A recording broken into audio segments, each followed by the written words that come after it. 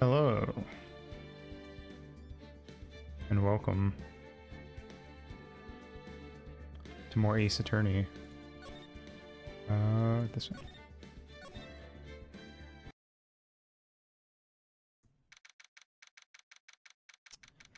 Alright, December 26th, Detention Center, Visitor's Room. Maya. Hey, Nick, it's you. I'm glad Mr. Edgeworth made it through the day okay. It's a relief. Hey, why'd you do that anyway? I don't know. I just knew I had to do something. I know I'm not the lawyer, my sister was. I'm sorry. Well, you did save the trial. Just behave from now on, okay? Okay.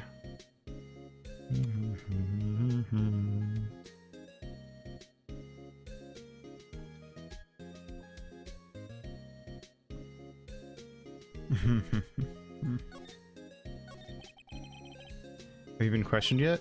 No, not yet. Detective Gumshoe was here just now. He said, seeing as this is your first offense, we'll let you go after questioning. Oh, and he wanted me to get bail money ready. Hey, Maya saved the day. Alright. She helped us out.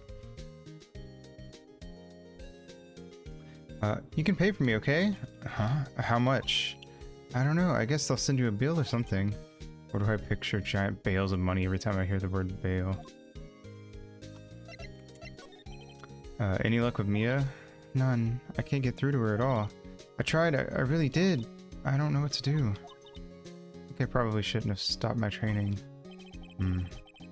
Nothing. How are you guys doing today?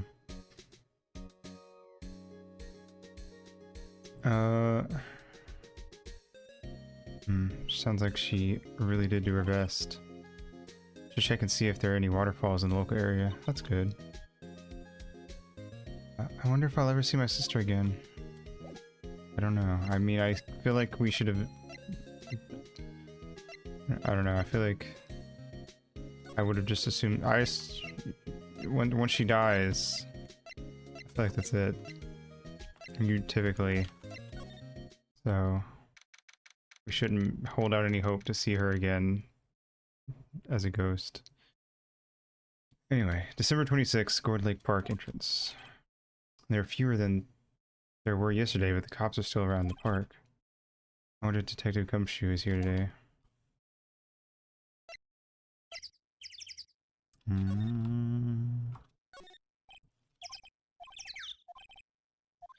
Doubt that there's anything new to check out here.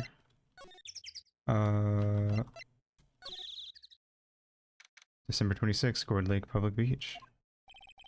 Haven't seen Larry around today at all. Probably off paying through the nose on a date with the lovely Kiance.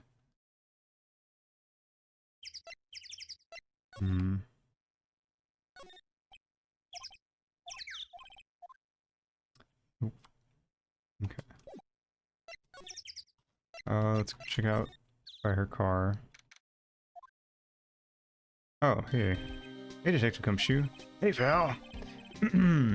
Trial today at, Yes, what about the trial?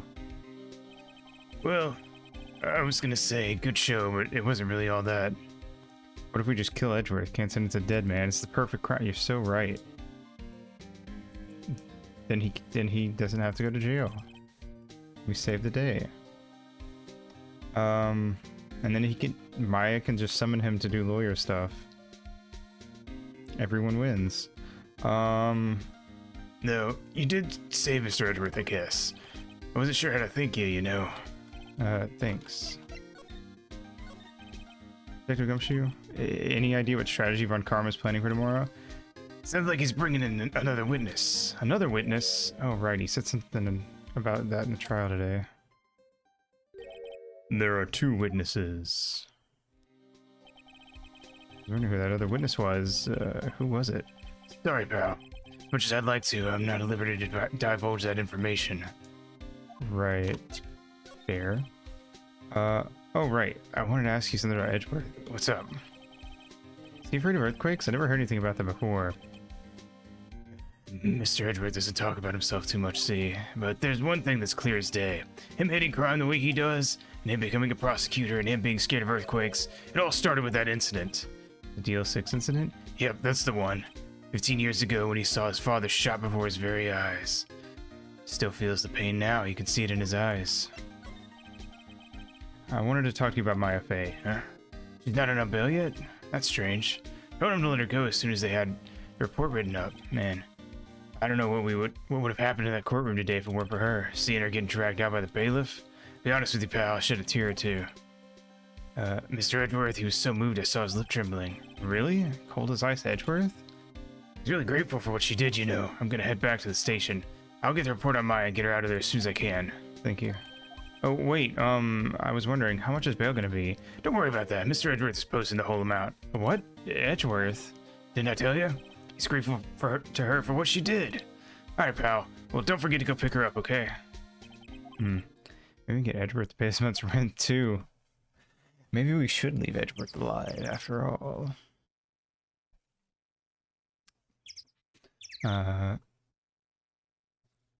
You will have to pay our rent. I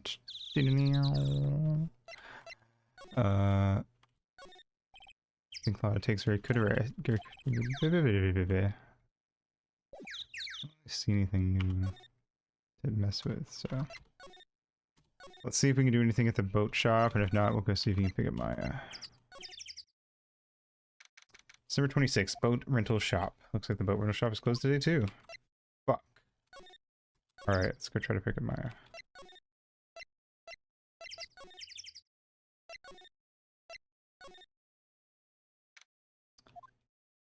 Hey Nick, you finally came. They just finished the paperwork. I'm free to go. Free at last, eh? Those interrogators were really mean. They were like, okay, what did you do this time?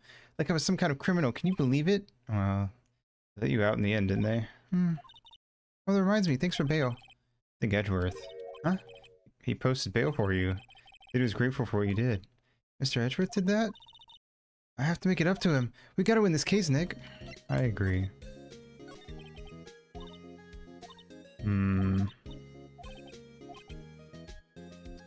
Let's go, yeah, okay. Let's head down back to the lake.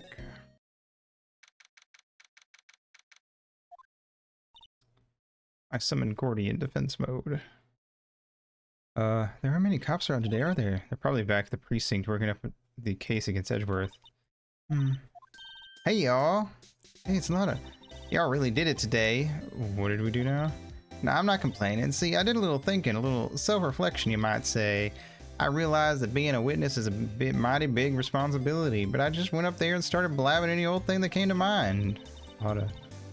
So, you see, I want to make it up to y'all. Make it up. How so? What did you think of the trial? Be honest, I was doing a half just to say I'd been a witness. I already said that last stream, but I fucking knew it the second she said, wait, I just remembered. I saw something. I knew she just wanted to be a witness. Even though I didn't really see anything. I kind of convinced myself I had, though. I'm sorry. I know I caused y'all a lot of trouble. Well, memory is a tricky, vague little thing.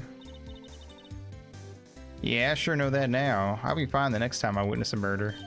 Right. You mean the first time you witness a murder. What about Gordy? Right. Well, the way I figure, the trial is only stoking the flames of Gordy fever. I'll get my exclusive photos and rock to stardom.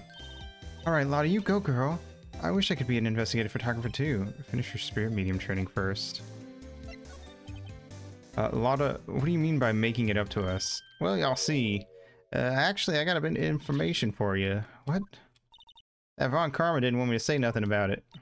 What information? Now we're getting to the heart of it. See, I reckon we might be able to do ourselves a little exchange. I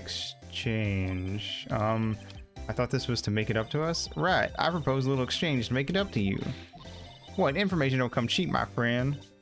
Hey, I see you thinking how unsophisticated these southern folks are. It's written all over your face.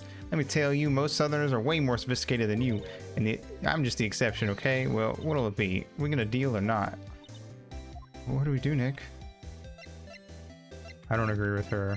They're not very sophisticated down here. Deal. Oh. Hold on. Where the fuck is she? There she is. Aha! It'd be her. Also, thank you for the gulpies and the stretch moths.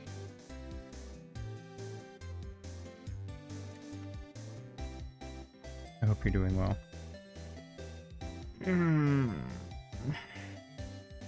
Oh, yes. Such a manly stretch. Oh. Testosterone flows through me.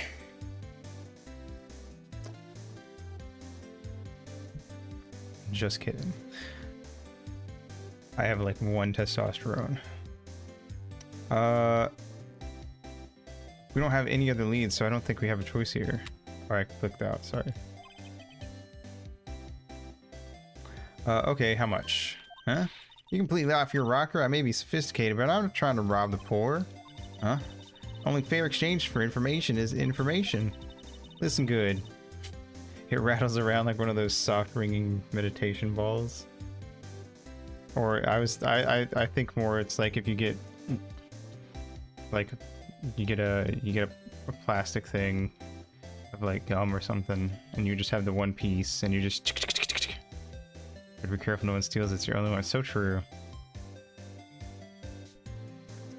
That's why I stopped having copious amounts of hot, sweaty sex. I was scared somebody was gonna steal my last testosterone. What I need from you is information about Gordy. Whoa, Gordy? But Gordy doesn't, I mean, Gordy might not exist. Then bring me proof that shows he don't. I've been keeping watch in my car, okay? You see something, y'all come to me first, got it? Okay. Right, see y'all later. The lore expands. Oh, the sweat, I see. So I just have to be in a cold environment at all times. Okay, Nick, let's get hunting. Hunting? You don't seriously mean... Gordy? I sure do. What about Edgeworth? We're searching for Gordy for him, Nick, don't you get it? Okay, and how exactly do we search for a make-believe monster? Maybe we can find a monster myth specialist. Let's go. What the fuck? When did that get here? December 26th, Gord Lake Public Beach. What's that? The Steel Samurai, Nick. Yo, Maya. Larry, what the heck is that? It was my girl Keonce's idea. She was all, if you like, put this here, it'd be cool, like, really cool. Dude, she gave it to me along with the banner. Wow, that's really impressive she could find those for you. Well, she knows a lot of people, and that show's finished, so she got them for free. Right. What do you have to say? Yo, Nick, what happened with Edgy? Well, we made it through the first day in court, alright. I don't know how good our prospects are from here on, though. Excuse me. Hey, Larry, did you know Mr. Edgeworth's secret weakness? He's terrified of earthquakes. He acts like a little boy. Huh? That's weird. I don't think he was ever like that in school. No? Really? Well, we were only in the same class for a little bit. He transferred schools pretty quickly. Transferred? Right, when the DL6 incident happened. Doesn't look like Larry knows about it, though. Hey, Larry, where did you get that big thing? Huh? Oh, the big guy? I've had that for about a month, yeah. It's a big hit with the kids. Why wasn't it there yesterday? Huh? Oh, right. The compressor was busted. Compressor? Yeah, it's that little unit by my hot dog stand. That's what I used to put air in the Steel Samurai. It broke a little while ago, so I sent it in for repairs. Oh. And here I thought you'd inflate it by yourself. I don't think. Well, maybe it's doable. It seems like it'd be really hard, though. Why you got squares with eyes on your shirt? I wonder if that's a reference to something.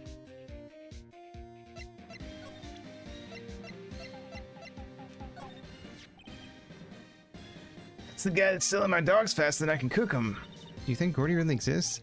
Nah, I think somebody probably saw something else that they just thought was Gordy. But I'll keep selling samurai dogs until the truth's out. Hmm.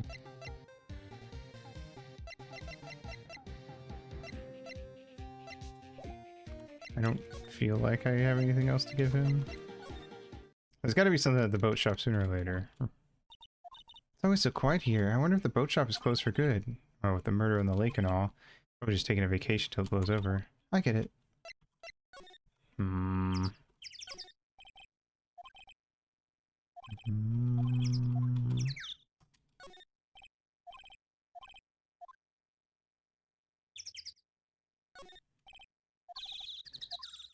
Okay.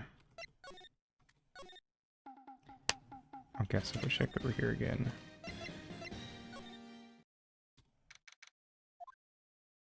Oh. Hey y'all, well, y'all find anything out about Gordy? No, nothing. Well, keep moving, it's getting cold out here, but nighttime. It's a little chilly. I think I have to sneeze. Whoa, whoa, no you don't. Oh, shit. Why did the sneeze set it off? I told y'all no sneezing. See, I set the camera to respond to things a little softer than a bang. A trigger on one of Von Karma's finger snaps now. Oh, I'm sorry. Yeah, well, sorry's nice, but what about my film? Nick, pay the lady. I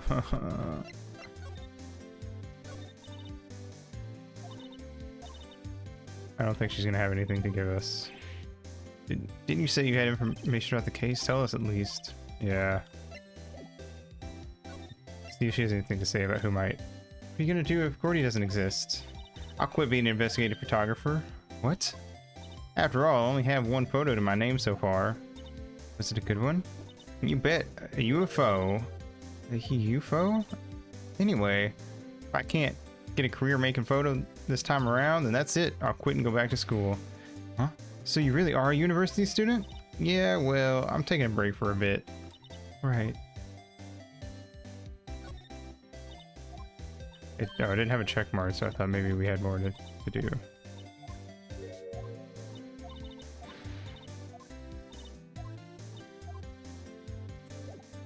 Okay. We gotta find somebody who can help us out with this.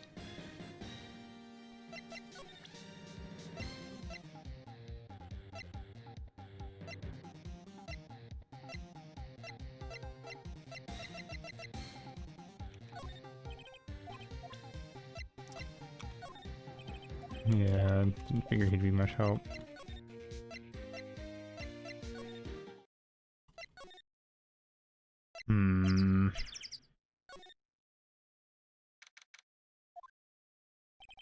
Hey there, pal.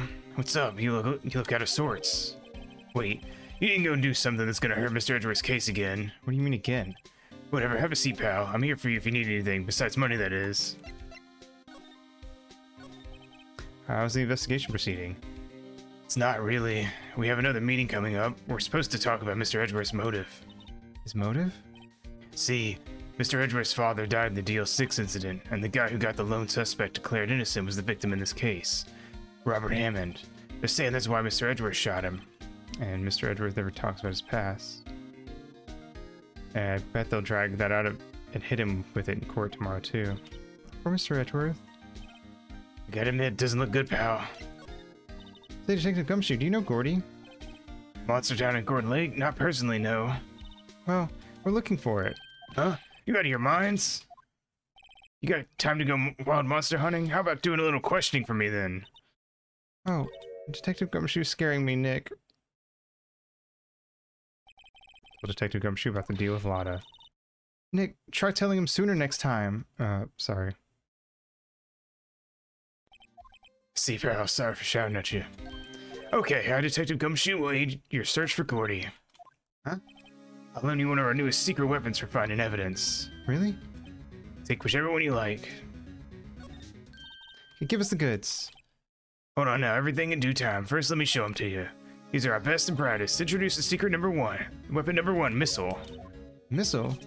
Oh my god. Is Missile the dog like a running thing across this guy's games?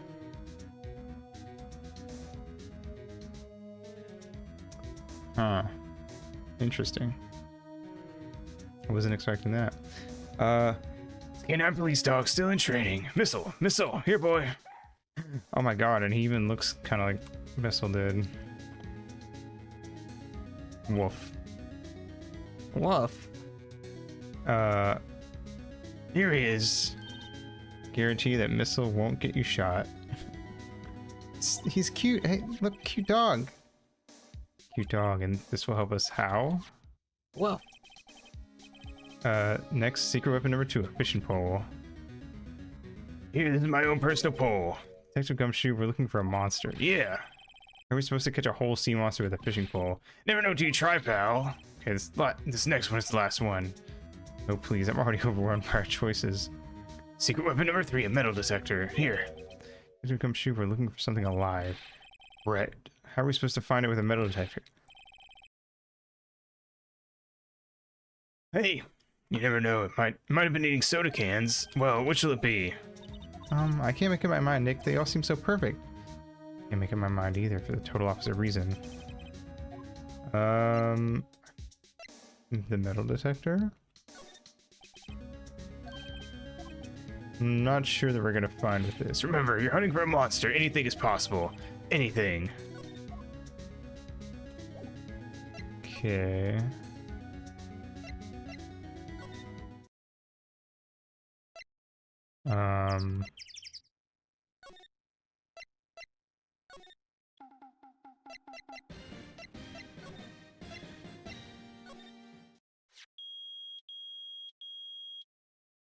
Neat. Nick, it's beeping. The metal detector's found something. Sure is loud enough about it. Whatever it is, it must be in those bushes. Go check it out, Maya. Why do I have to check it out? Nick, look. Huh? An air tank? Huh. The valve looks broken. I thought it was Gordy. Maya, first of all, why would Gordy be in the bushes? And second of all, why would a metal detector react to a sea monster? Oh. Huh? Something wrapped around the air tank. It looks like a string of flags. Well, we might as well take it with us now that we found it. It's heavy. Air tank of dubious value retrieved.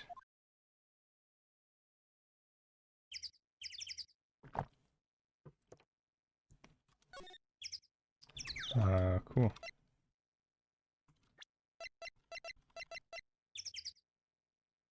Hmm.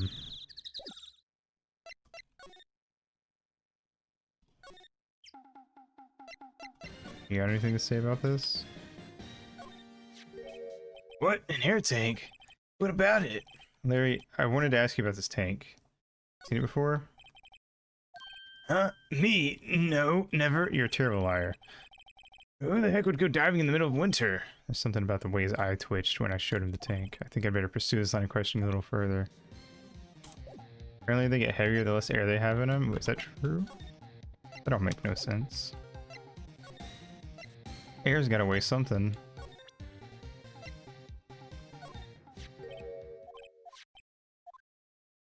Is it yours? It's not like air makes things float. That'd be silly. Say, is this air tank yours? Why would I have a thing like that? Look, see how there's a string of flags around the tank valve? It's just, oh shit, I'm stupid, but yeah. It's like his flags he's got up there. It must be a coincidence. There are strings of flags everywhere these days, like elementary schools and used car dealerships. When an air tank is empty, what's inside of it? Nothing. Because it's an enclosed thing, and you're sucking the air out when you use it. So you are just taking the air out. And then when you open it, it's not empty anymore. Technically. But I also assume there's like specific like machines that you put air into it with that has like certain levels of oxygen and stuff. I don't know. I don't dive. I read a diving manga called Grand Blue, and I don't remember if they ever explained it in that. To go diving. Use this to go diving in the lake, didn't you? What? Why the heck would I go diving in the lake? Wait, you're not saying it had something to do with the murder? No, not at all. Just, Hey, you watch it, buddy. I'm not saying anything until my lawyer gets here. Larry, Nick is your lawyer. It's not just air? What the what else would they put? They're trying to kill me? It's all a conspiracy. They're putting 5G in the air tanks. I knew it. Mix of air and nitrogen. I see. I knew that it wasn't just like, you can't just like open an air tank and then close it and it's like, well, now it's full of air.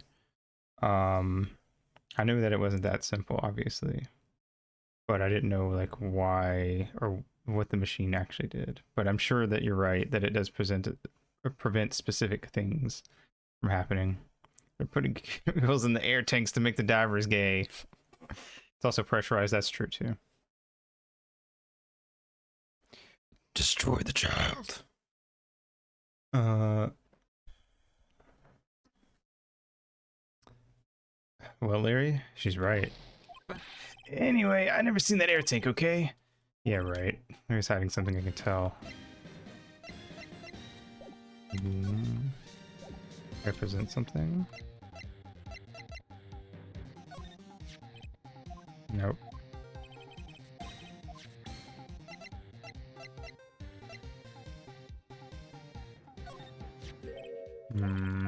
Maybe.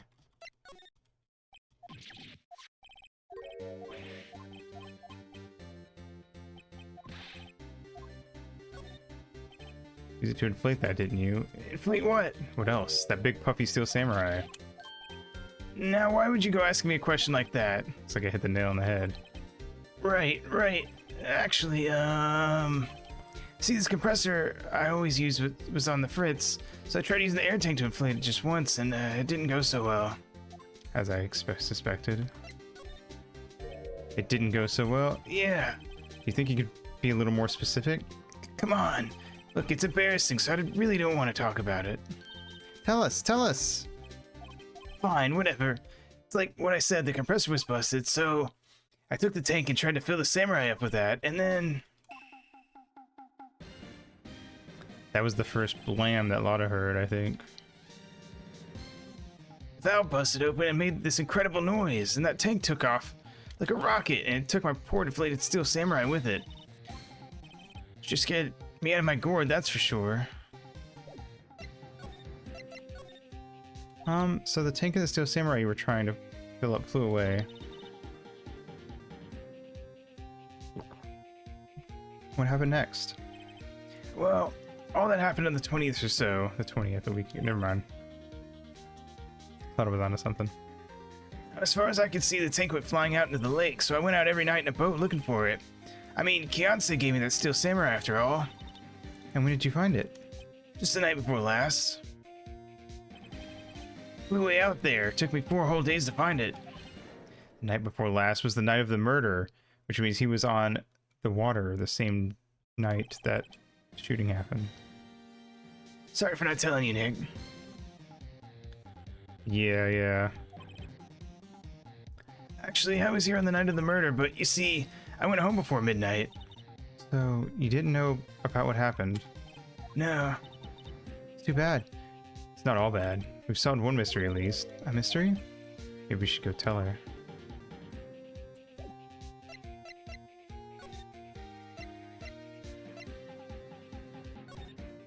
We saw the newspaper as the date the same time Larry did his thing. Yes. Yes, it is.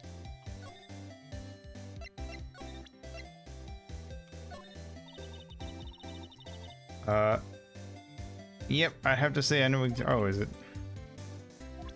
That's not what I give her.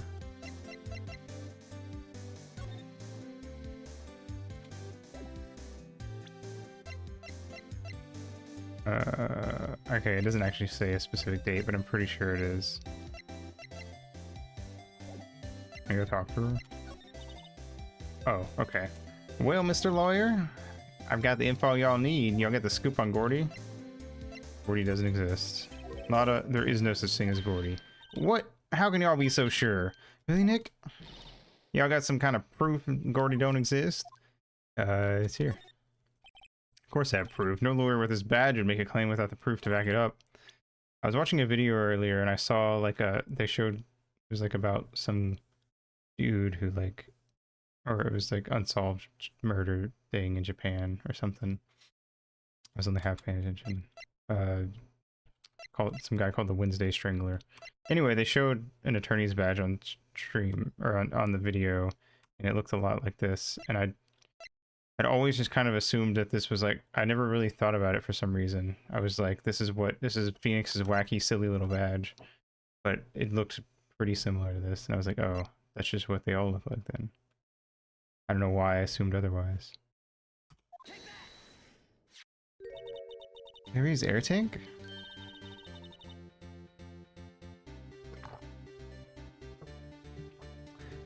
What are y'all doing with an air tank?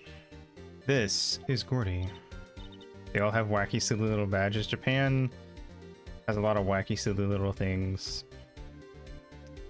going on. My was totally separate from hers. Excuse me? What exactly are you saying, Nick? There's a stand near here, a hot dog stand. There's a giant inflatable samurai doll there. About a week ago, an idiot who happens to be a friend of mine tried to fill it. He used this air tank, and when the valve blew, the tank flew into the lake. Apparently, it made a pretty loud bang when it flew. Bang? Attorneys don't actually exist, you're right. I definitely am not using Duolingo, and one of the first words it taught me was definitely not how to say lawyer. Which I think is a weird thing for it to be one of the first things I learned how to say. Actually, I don't know, doctor, teacher, student, those make sense. Lawyer, I guess that's a thing. I don't know. I'm pretty sure they taught me how to say lawyer before they taught me how to say like... no, maybe, I don't know. They're just a horror story they tell criminals before tucking them into bed. They're true. Who was that guy I ate last week? Uh-oh. Bengoshi oishi desu.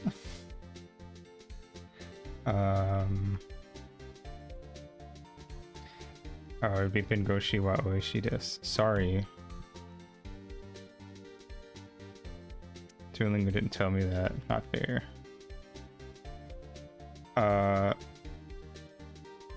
Anyway. What was I gonna say? Oh. I don't know. Anyway, the Duolingo thing is just a thing I do. I don't know. I feel like I'm, I feel like I'm using Duolingo in a weird way because I actually kind of don't care about ever being able to speak Japanese properly. I just want to be able to read it and be able to be like, that's what that means. And I also don't really care about doing it fast. I'm not really in a rush. Though it would be nice if like 5-6 years from now I could translate games that never got ported from Japan. Spanish? Playa means beach. I remember that because playa sounds like player and beach sounds like bitch, so it sounds like player and bitch. There we go. I mean, I'm not that far in. I've finished the hiragana. I'm like halfway through katakana. I'm stuck at, there's like a gate that's like you can't get through here until you finish katakana, and I'm just slowly finishing the katakana lessons. I don't know very much kanji except hito, and a couple others that I'd like the kanji for fire I'd probably recognize immediately. Little pieces and bits here and there. It's why you see me use like 10 different single words. That's fair. Those languages, yeah. Some people just can't learn languages well. Want to know what the Kirby pause screens say? I mean, I feel like people have already I'm talking about like fucking Black Matrix for the Dreamcast level stuff. Like 40-hour RPG that I'm gonna slowly translate. I feel like the Kirby stuff, you could just look up other people doing it.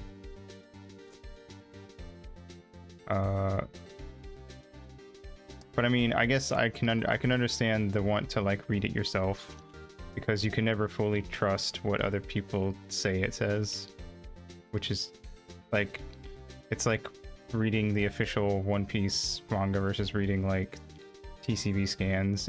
There's always a bunch of differences, and you kind of just have to pick and choose if you don't read Japanese, which translation you like more. I don't really have a preference, honestly. Sometimes Viz fucks it up, sometimes TCV fucks it up. You know, this is the thing. Seeing people get mad whenever anime or manga adaptation comes out and like one word is different. Oh, for sure. People get really upsetty spaghetti about little details like that a lot. The only minor detail that bothers me is Kado wa or no, Aba Rudo. So no idea what that means. I can't translate. I just know what a lot of the what a lot of the hiragana and katakana looks like. Just that people often and willingly, yeah.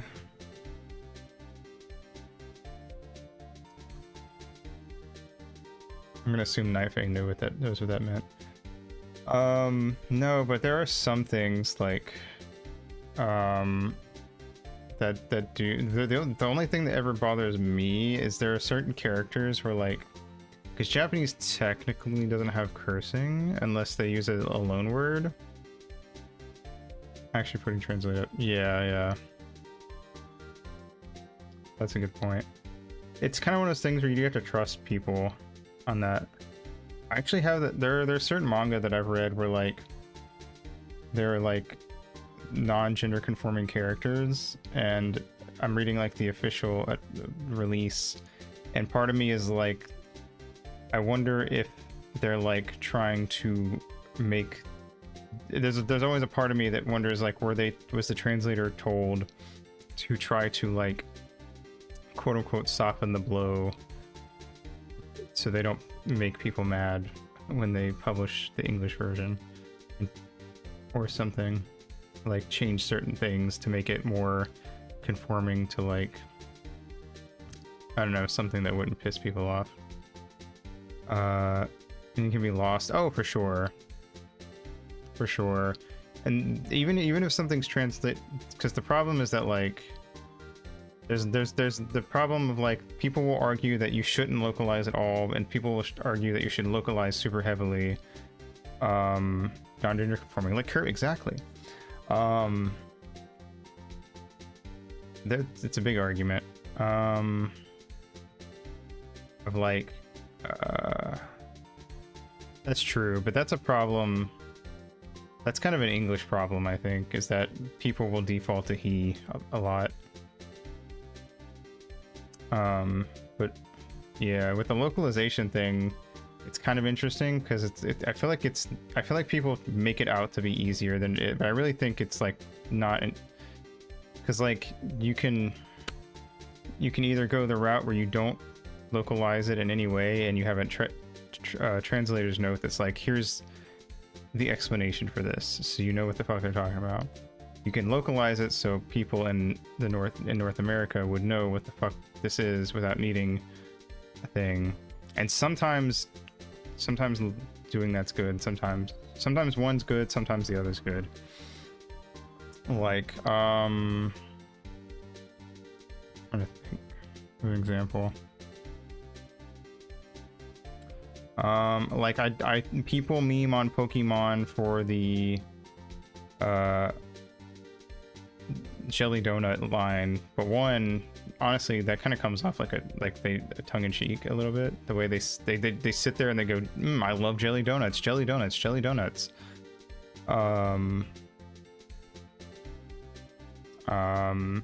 But anyway, I don't think that one is actually that bad, because when Pokemon came out, I don't think any American kid would have known what a rice bowl was, or at least not enough of them. There's one scene in particular where they directly quote a character from a previous game. The original line was in English, and they changed it for localization for some reason. So, like, in the Japanese version, the line was in English, and they still changed it. Actually, that reminds me, I've been skimming through the Full Metal Alchemist manga just to see like how much is different from the anime adaptations.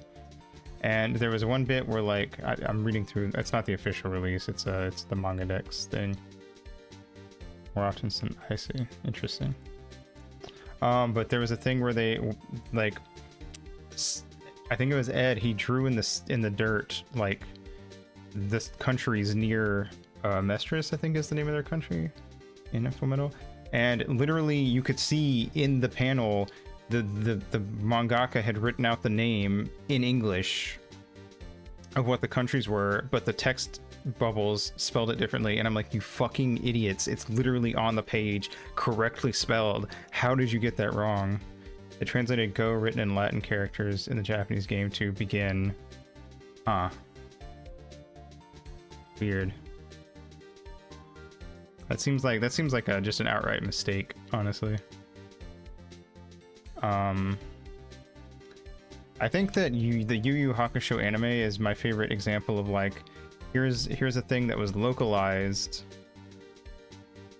They tried to localize things to make sense to a Western audience as much as they could without losing the original feel and meaning. And I think that Yu Yu Hakusho is a great example of that. The anime did better than the manga, in my opinion, because I have read the official Yu Yu Hakusho manga, and I think they're kind of lazy with certain things at times. I don't know. I think there are certain things that need to be like localized or changed, and certain things that I don't know why you would bother changing it. There is also an interesting argument about, I think, to be made about like in a I feel like this is a personal case by case, honestly, but in a shonen anime where their attacks have names, I feel like there's I would imagine it's probably split pretty 50-50 as to whether you should use the Japanese name or you should translate it to English, because I think a lot of the times it sounds cooler unless they're saying things in English. Unless the name is English, then that makes sense as to why you would just say it in English. But there's like an argument to be made about, you know, that shoujo has some of that too. I mean, yeah, you're right. I think anything with powers or abilities has that. I immediately went back to Yu Yu Hakusho because if I'm pretty sure the official manga calls it the ray gun, like R-E-I, which is the word for spirit. That's why they called it the spirit gun. I think I'm nostalgic for Yu Yu Hakusho dub, so I will admit my bias, but I think spirit gun is cooler. Because ray gun makes it sound like, it makes me think of like Marvin the Martian. Like a silly little alien. Maybe that was the joke. Maybe that was on purpose to some degree. I don't know. There's a town called Big Town, written in English. Should it be kept when translated? I say fuck it. If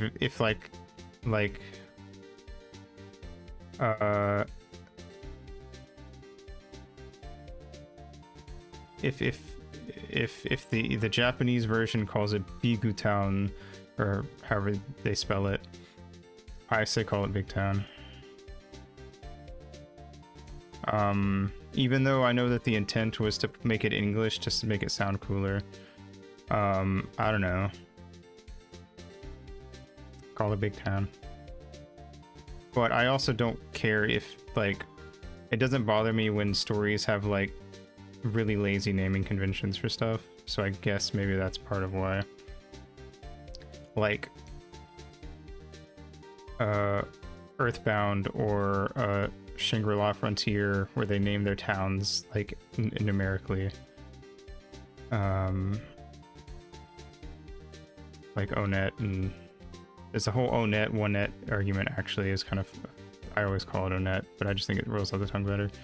Like, you know, Foreside, Threed, which was actually Threek in the Japanese version, but you can imagine why they changed that. I don't really blame them for that.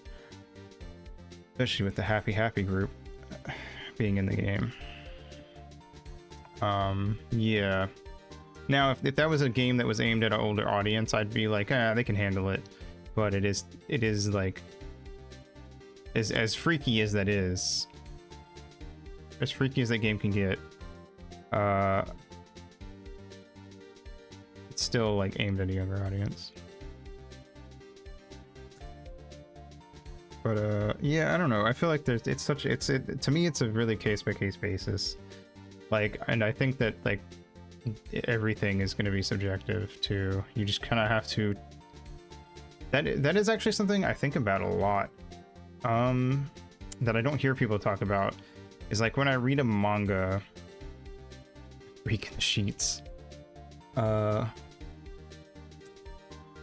that.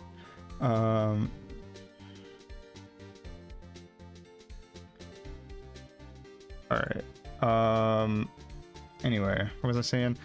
When I read manga, especially because I read a lot of manga fan translated, it's one of those things I think about this where it's like, did I not like this? Because like the person not only does the original writer have to be a good writer, but so does the person translating. I've read a lot of manga where I'm like, I gave this a 6 and I think I would have given it a 7 if the translation hadn't sucked.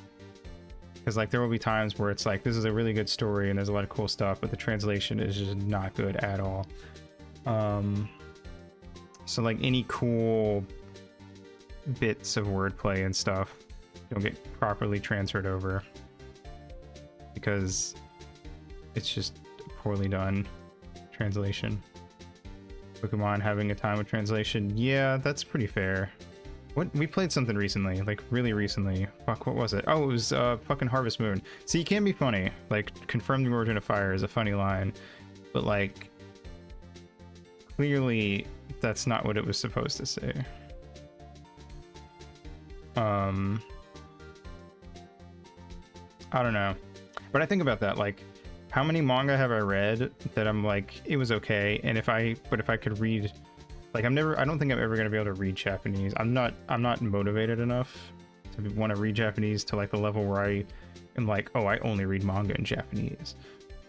If I get there someday, cool, but I'm not like gunning for that per se. It's one of those things where it's like, if I get there someday, then you know, that'd be nice, I guess. But I mean, there's also other languages that you have to get stuff translated from. Lots of books and manga and stuff from that aren't English or Japanese. Then you just kind of have to go with it and hope that it's good. But that is a thing. We'll keep the difference between kanji and non-kanji, like using different font maybe. Interesting. I don't see how that would work though. Like it would be like if you said like the fish is in the lake and fish and lake were in a different font than the rest of the sentence. I don't see what that would really do for it. Like, I feel like that would just make the text more confusing.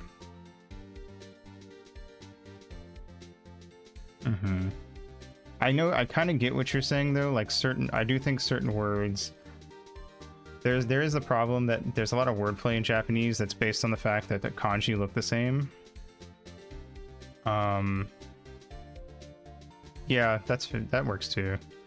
Kind of like when games will like capitalize certain things. I do see a lot of, something that I actually don't like that people keep is like JoJo. I see this in JoJo a lot.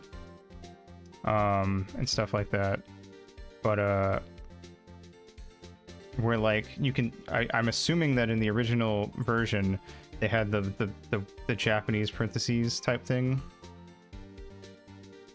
around it, you know, the little brackety looking things they use for parentheses, and so they'll have, or not parentheses, quotations.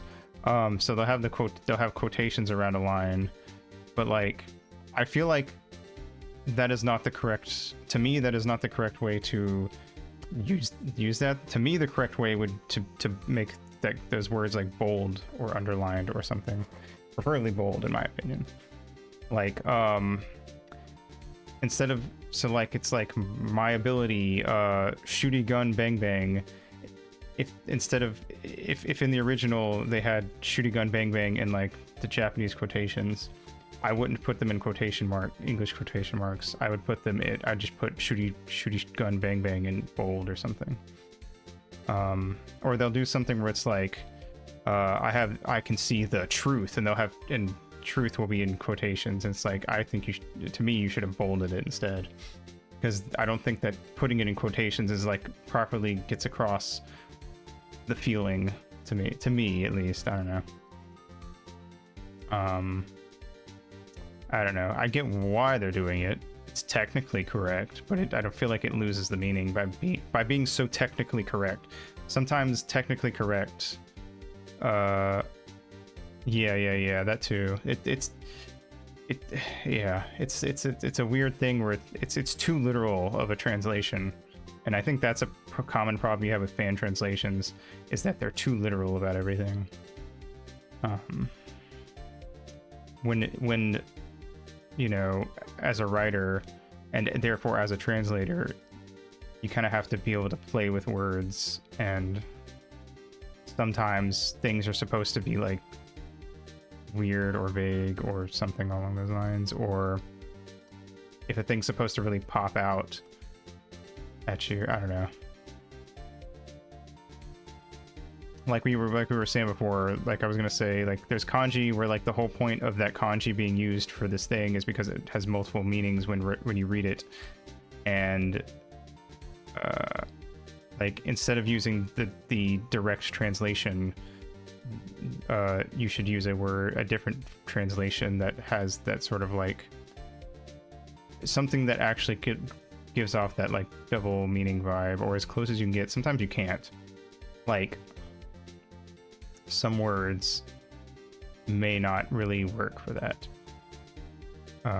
But I feel like, again, I think a good translator would be able to think about that stuff and like be like, okay, what is, like, this is the direct translation, but I can say it in another way that like gets the point across correctly, as opposed to just putting it in the literal definition of this kanji is tree, but what's another word that I could use instead? Because like that, now it loses its meaning. You know, I don't know. I can't think of an example of that specifically. But I know that I'm sure that if I were more versed in Japanese, localized name, what, Phoenix Wright Ace Attorney? I actually don't know anything about Japanese versions. I have thought about that though.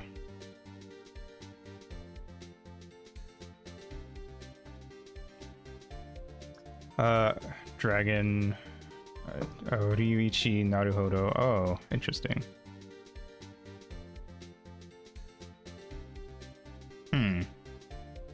Yeah, no, I agree. I think Phoenix replacing Dragon, because Phoenix is like a name, and I think that if they called him Dragon, for instance, it'd be like, okay.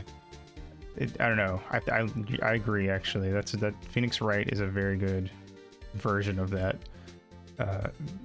That sounds like an English name. That's a very good localization. I always assumed Phoenix Wright had pretty top-notch localization, because I don't think it would have taken off if they'd been too lazy about it. Because, like, honestly, I feel like this was the first visual novel that I know of that hit any sort of mainstream audience beyond like people who played like PC visual novels. But I think that was partly because it was on the DS, and for some reason the DS got a lot of localized visual novels. The first good visual novel. You might be right, but I don't think a lot of people would agree with you. Then again, I don't know when a lot of visual novels came out. V's the expert on that.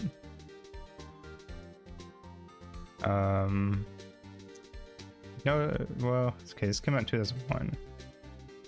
Metal Slayer Glory, I don't even know that one. PC 98 is an underrated system, probably. Too bad all the games died. And I've never seen anyone emulate it.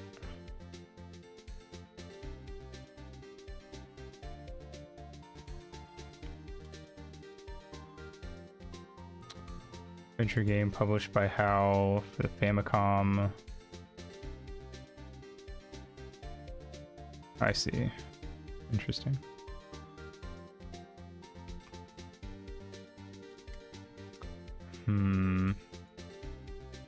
Yeah, I don't know. I don't play a lot of visual novels, honestly. Like I said, V's the expert on that. She knows like deep lore on visual novels. Believes commercial failure is what it led to Nintendo becoming pals with them. Interesting.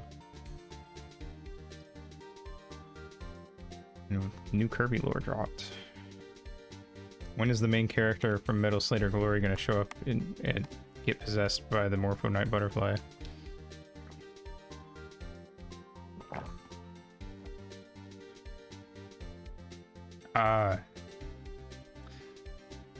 Which then led to Iwata, you know, moving up. Well, I guess it worked out for the best then. The tank along with the still continuing at the same time. A couple was taking a photograph of the lake, but it was then like, hey, check out this Sakurai guy. He's cool. He is pretty cool. I agree. Wait, so you're saying that Gordy is really the Steel Samurai? Yeah. Sakurai was like, look at this blob, and now everybody loves Kirby. And Hal was saved, and then Iwata took over Nintendo for a minute.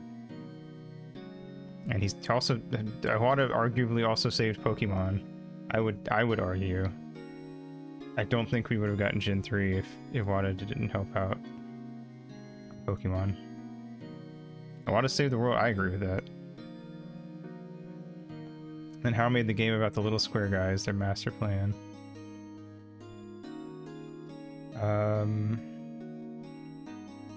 I think Iwata was just really unlucky that he was president when he was.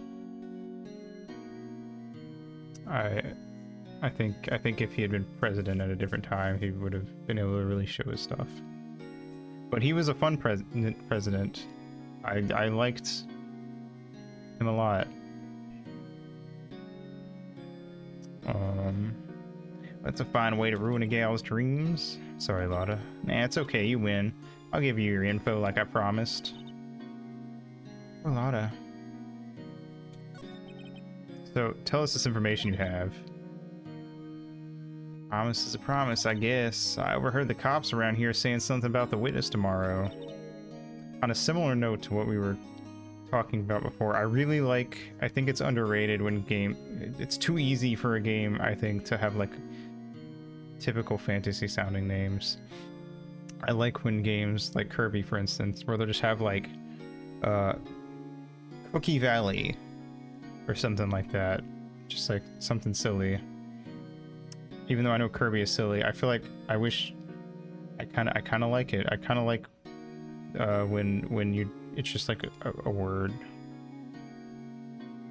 that like I don't know. I think naming things like quirky fantasy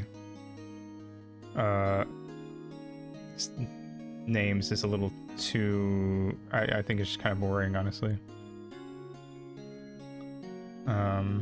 Past few Kirby games have fun. Yeah.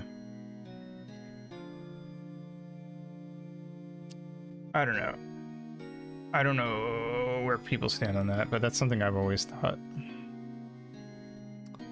Like the first or last characters made a word. Yeah, I remember hearing about that, but I don't remember what they spelled.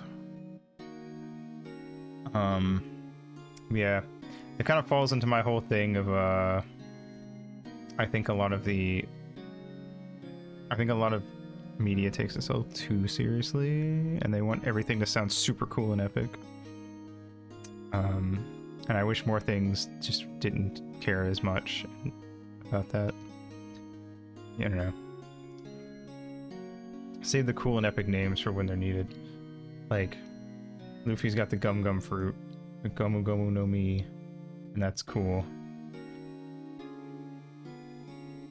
And they went to Fishman Island because where the fish. I don't know, man. Anyway. Start of a Kirby game versus the end. See, that's what I'm saying is like, I think a lot of stories try to be super dark and serious the whole time. I don't think there's enough levity in a lot of modern media. I think they so many story. I read a lot of manga, and I've seen a lot of manga come and go from Shonen Jump that gets like 20 something chapters and then gets canned. And I think that they a lot of them, I think their problem was that they tried to hit the ground running. And it felt like there's no way that this could have like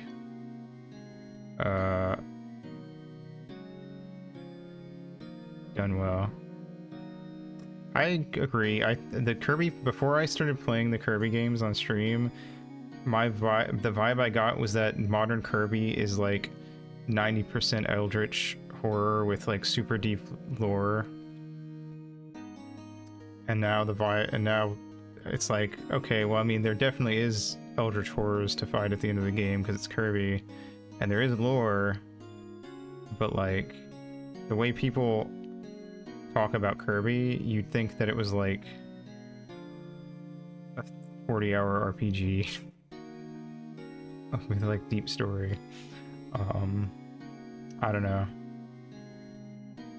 Yeah, exactly. The 2%, it's the 2% milk. It's still cool. I actually kind of sort of, as much as I like RPGs and story games, it is nice playing through a game where like there's clearly a story here, but it's not like stopping you learning astrophysics at the end of Gorland. Hell yeah. It's nice. I like the way Kirby does its story, because the thing that I run into a lot playing RPGs is that not only do they have a story with a deep, interesting story and a fleshed out world, but they want to stop and they want to explain every aspect of it to you. And that, I think, has started to become one of my pet peeves with RPGs and stories in general, honestly, is they will explain tons and tons of aspects of the world that don't actually pertain to the story. And instead, I think if you're gonna explain how like your magic system works, you should only explain the part of the magic system that is plot relevant. Roses are red, skippable cutscenes are smart. Yeah, I remember the original Kingdom Hearts, you can't skip the cutscenes. So every time you die on a boss, and basically every boss has a cutscene. Forget it, you're not taking care. Okay, we went the same way. We were thinking of the exact same thing. Yeah. It amazes me how long it took for those to become a thing, especially because I have played some older games that did let you skip text or cutscenes before it was like a common thing. And it's like weird that nobody thought to do that. Didn't matter back in the day because cutscenes were 5 seconds long. At some point, yes, that was true. Except also, if you played it even in RPGs by the SNES era, it would be like there were bosses that were like 100 lines of text before the fight started. After you spent like 5 minutes running to the boss from the last save point. Yeah, no, definitely that first foray into making things cinematic, they didn't understand that they didn't understand the implication. It's like playing games that are like those it's like an interactive movie type games, or even with QTEs. QTEs are a better example. When I watch a cutscene and I fail a QTE and have to start the cutscene over, the scene is no longer cool or interesting. It is now annoying and an obstacle that I have to overcome. And every cool thing that happened, having to immediately rewatch it a second time is dumb and annoying. So why would it? I don't know. They did that in Final Fantasy VII, actually. When Aerith gets Sephiroth. Yes, I agree. But most games don't bother. and then there's a boss, and then it's a long cutscene, tons of text, and then there's a boss fight that you have to immediately jump into without getting a save point. And if you die, you have to go through all that again. Yay! Undertale is very good about that. Undertale and Deltarune are like games. Toby Fox is a rare example of a creator that clearly spends a lot of time thinking about those little details, but most don't. They just say, that's your problem. Go through the text again. Also, yeah, the quarry was an experience, but also the quarry just ran terribly.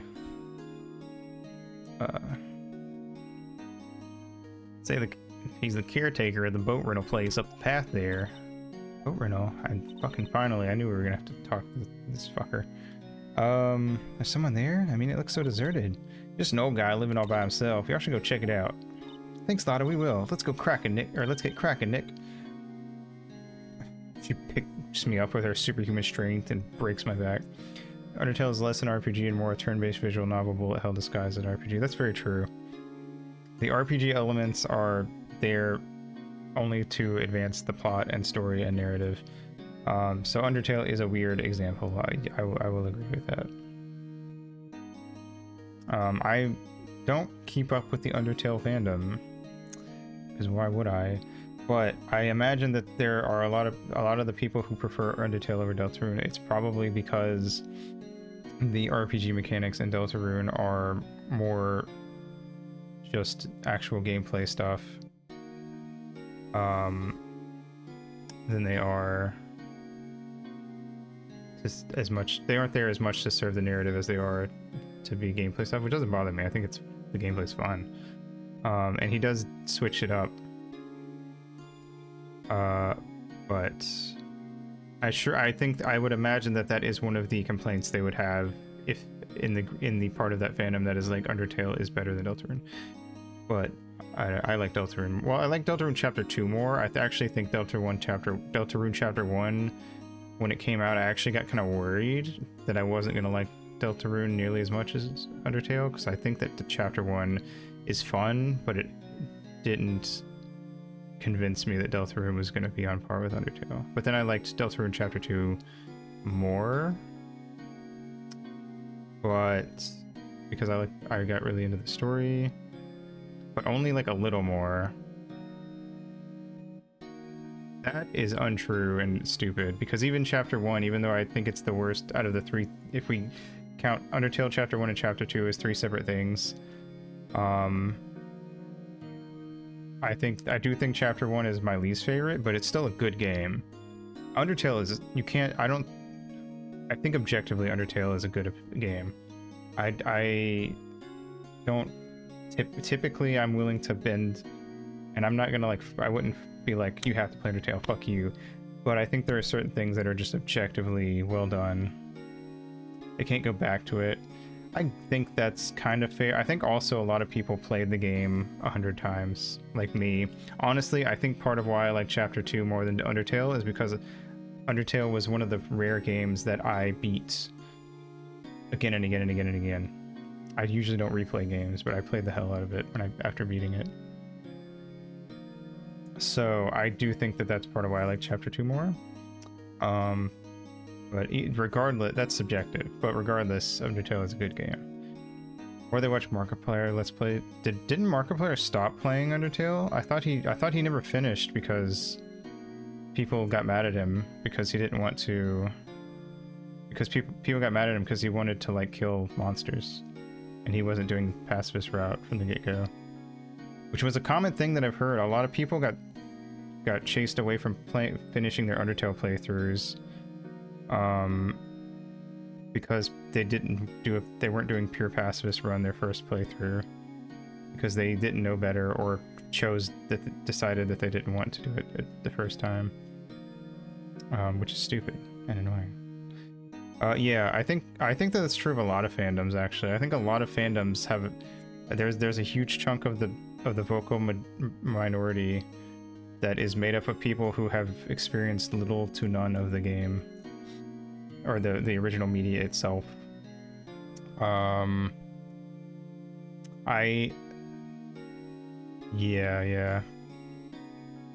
Oh wait, I think he actually did go back and finish it though on a live stream, though, if I remember right. Anyway, it doesn't. I don't keep up with Markiplier that much, but I used to keep up with him a lot, but I don't really anymore. So I'm not gonna say that my Markiplier knowledge is like fucking perfect. Anyway, I think a lot of the time some of the most vocal people in the fandom. Me neither. He's one of those I don't dislike Markiplier in any way, but I don't actually like most of his videos, I guess. Like, I think that like he's the kind of content creator that I watch like once a year, and I'll binge like 5 videos in a row, and then I won't touch him again, and I'll forget that he exists until someone else brings him up. He's in that weird space of like, I don't ever see I don't ever see big content creators pop up on my feed. Like the top content creators never. Oh yeah, Unis Honest. Unis Honest was fun. I actually watched most of that. I thought it was pretty fun. It was pretty fun, but it also seemed like there was also something kind of surreal about them having to put out a video a day. And you could tell in certain videos that they just like, it was not a good day for one of them or both of them, but they had to make a video. Like when Markiplier punched a hole in his wall.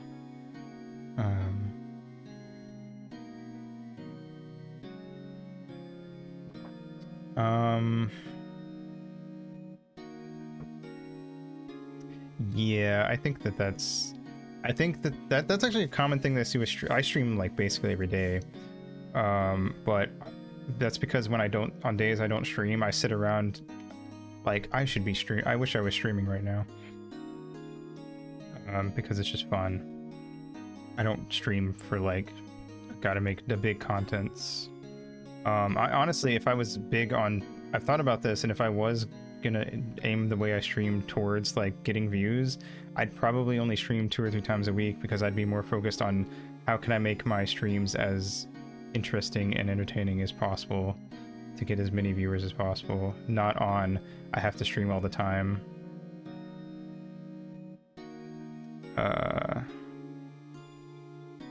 My huge personality and my fat tits. Yeah, I think a lot of streamers fall into that though, where they feel like they have to stream every day. But I think whatever content you're making, stream Roblox while browsing Reddit and have fucking Family Guy clips playing in the corner.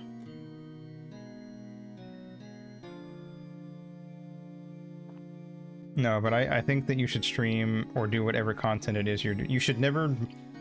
I used to do ASMR every other week, Subway Surfers and the other exactly, and I don't do ASMR videos anymore because I thought the editing was super boring, and I realized that like I'm forcing myself to make this thing and I'm not really enjoying it anymore. And that was kind of like that was my second time where I like, but I didn't burn myself out on ASMR, I wouldn't say. It's just that like I don't really enjoy editing. But I did have a thing, I used to have a Let's Play channel way back. I would do I'm actually, the only reason I don't do ASMR on the channel is because my favorite thing to do streaming is playing video games, and I don't think there are a lot of video games that work with ASMR, and I also don't want to go around like, I don't feel like buying a game just because it's going to be a game I could play while I do ASMR. I want to play a game because it's fun. So that's why I don't really do it much on the channel either. Because I just want to play games.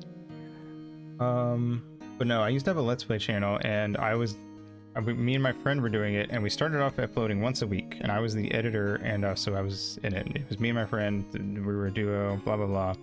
And then I kept like being like, we should upload more, and we should upload, and we were uploading 6 days a week, and I was having to upload and edit those videos. We were having to get together to record a lot.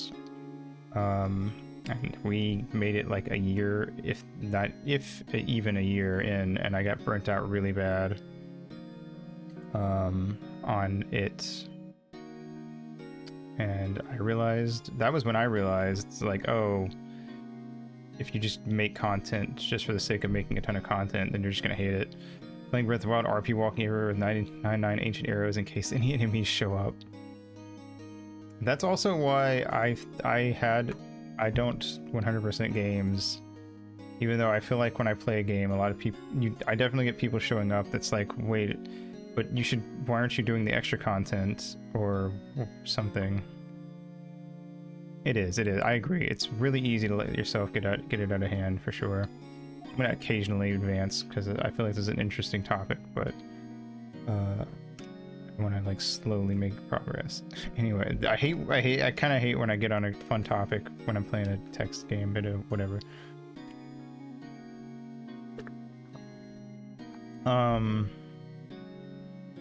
What's it saying? I know, that's gotta hurt. I do that smirk when I do her voice because for some reason it helps me do a southern accent and it hurts my face, so I know how she feels.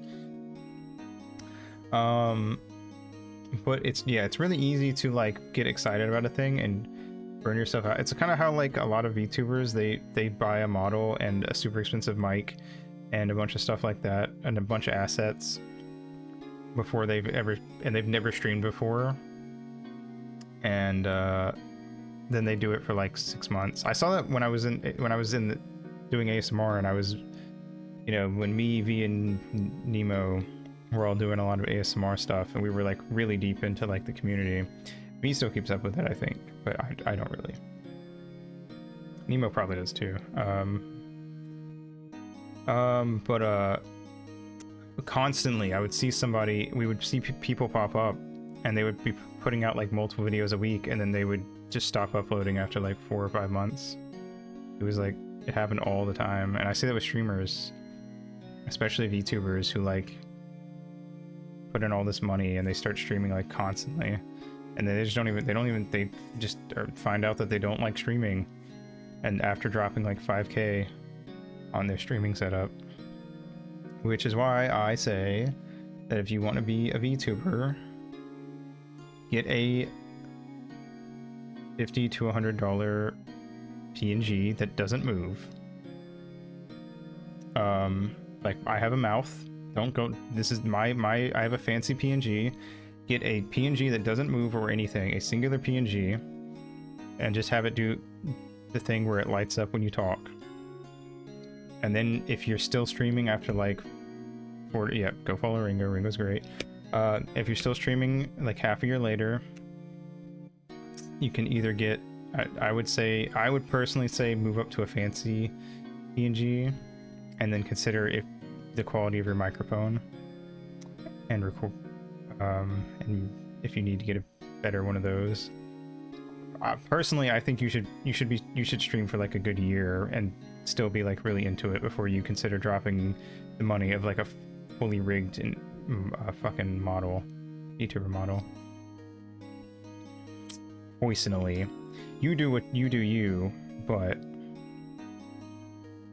yeah, I just don't see the point. I think a lot of people also feel like they have to do that. Consider Family Guy funny moments. You're so right. But the Family Guy funny moments is coded to only play when you're talking. So yeah, genius, honestly. Anyway, yeah, I don't know.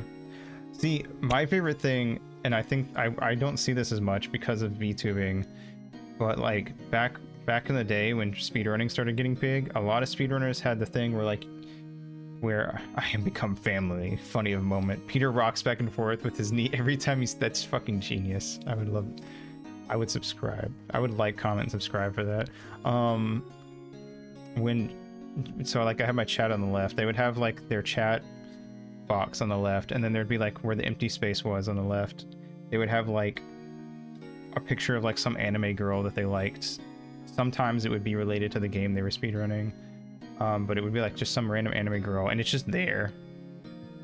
Ryan gets hit by the car every time you bump the mic. That's amazing. That would be fucking amazing. And I think about that a lot, and it's just like, you just put an anime girl or some shit on the side. Honestly, you don't even have to, you don't have to do anything really. You can just stream without a face. I feel like a lot of people feel like you have to either A, have a face cam, or B, have a VTuber model. Or like just don't have anything. I don't know. Fuck it. Put some anime character, or if you want to have something there that that is like unique to you, commission like a little picture to have there that for like $100. Streaming a video game and the stream shows the video game. What? So here's actually this. I'm gonna get on another tangent, because like I see this thing a lot where like VTubers will have layouts like I have, but they will only use it for some games. And I've heard the logic is that like really high def games, they will have it, they won't use the layout. The game will cover the whole screen, and they'll just have their model over the game. But I actually kind of hate when people have like a model or a webcam and they don't have a layout where the game is in a box, because I don't like when you're covering part of the game. I'm covering like maybe 20 pixels of the game with my hair and antenna, but obviously I'm not covering anything that matters. But like if the game was covered, if I didn't have any of this, and because I don't like, hold on, wait a minute, never mind.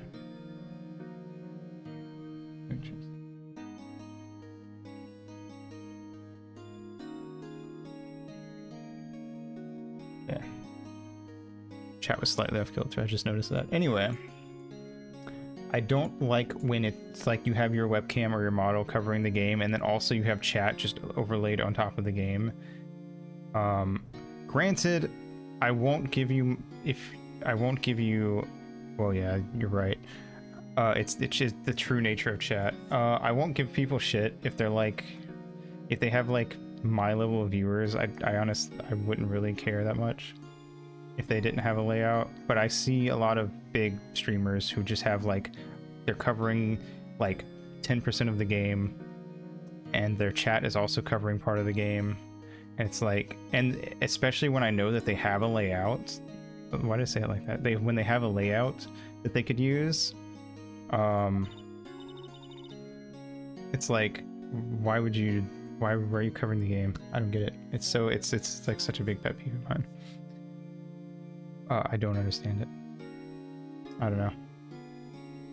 Don't cover the game. It's actually that was actually one of my big complaints when Let's Playing was taking off, and like all the popular Let's Play channels were people with webcams, was that they would always be covering a part of the game, and I always kind of disliked that. And I've always had a preference. I think I've always had a preference for Let's Play channels. I don't really watch that many anymore, but I always had a preference for ones where I couldn't see anybody. One streamer and their PNG tuber model is just a photo of an empty chair. Also, their mic seems to be muted. What's up with that? I don't know who you're talking about, but that sounds kind of funny.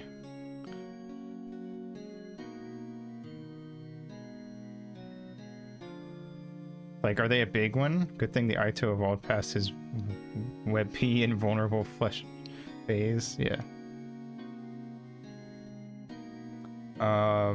I don't know who you're talking about. If they're big, then I assume it's a bit. And if they're not, then I assume that they have no idea what they're doing. A week. Okay. I know we've talked about the WebP model.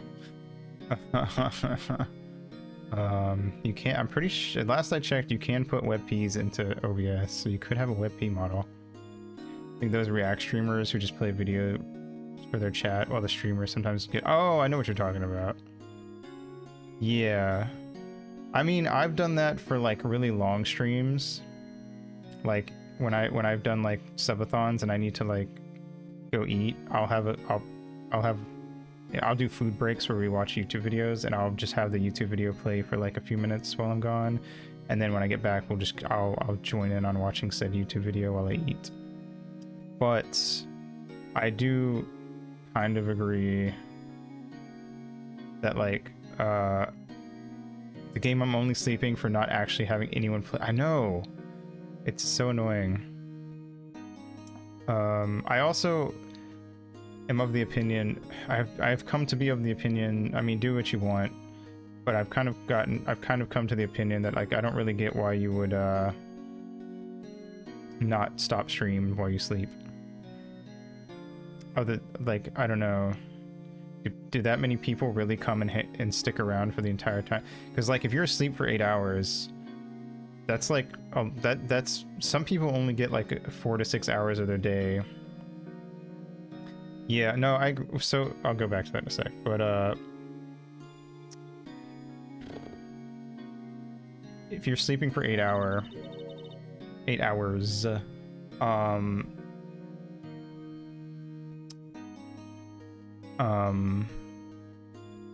lot of people will only have like may only have a 4 to 6 window, if that, part of their day where they can watch streams.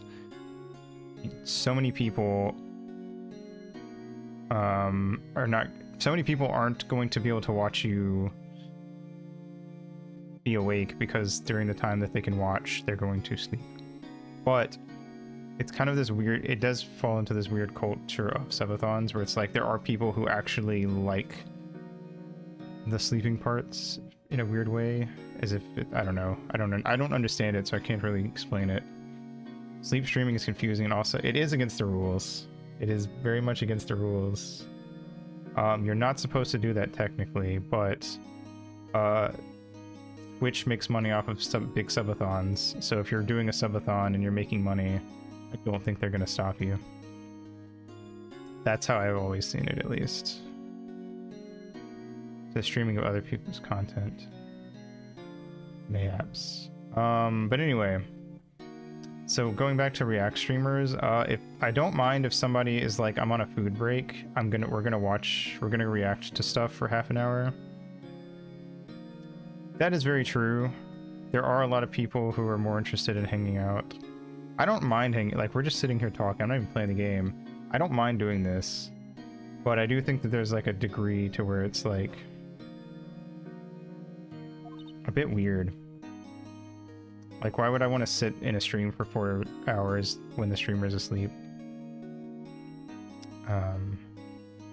Showcases come out, that too, yeah. I do that, but that's reacting to like Nintendo Directs falls in line with like what I do on stream. And potentially, and sometimes even is me saying, hey, look at this game that I'm going to stream at some point because it looks cool. Though I will admit, it's kind of I don't use Twitter on the days that Nintendo Directs happen, because everyone tweets about how they're streaming the Nintendo Directs, and it starts to come off as, I'm pretty confident that 80% of you will never play any of these games, and you're just trying to get clicks off of the Nintendo Direct. Like the realm of possibility that a chatter would say, streamer shut up, I'm talking to my friend. You're absolutely right. Actually, in fact, I would argue that Jerma probably, based on what I've seen of Jerma's chat, I feel like sometimes his chat comes off as, streamer, shut the fuck up and play the game, we're talking. Granted, I think it's like not the majority, but it does seem his chat has come off like that at times. Granted, I think his chat is also now at a point where it moves so fast, I don't know how you could interact with people in there. But I feel like in my million hours of watching Germa clips, I feel like there's like a tickle in my brain that something similar to that has happened a couple times. Anyway, no, I agree. Does Germa have a mod team? He does. I feel bad for them.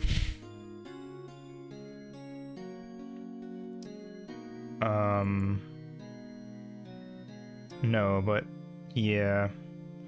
But there's also like, I think I would just have, if I watch anyone that has more than like, if I'm watching anyone with like 4-digit number viewers, I close chat immediately. And honestly, the only big person I watch with that I pay attention to chat for is V, and that's because I'm interacting in chat.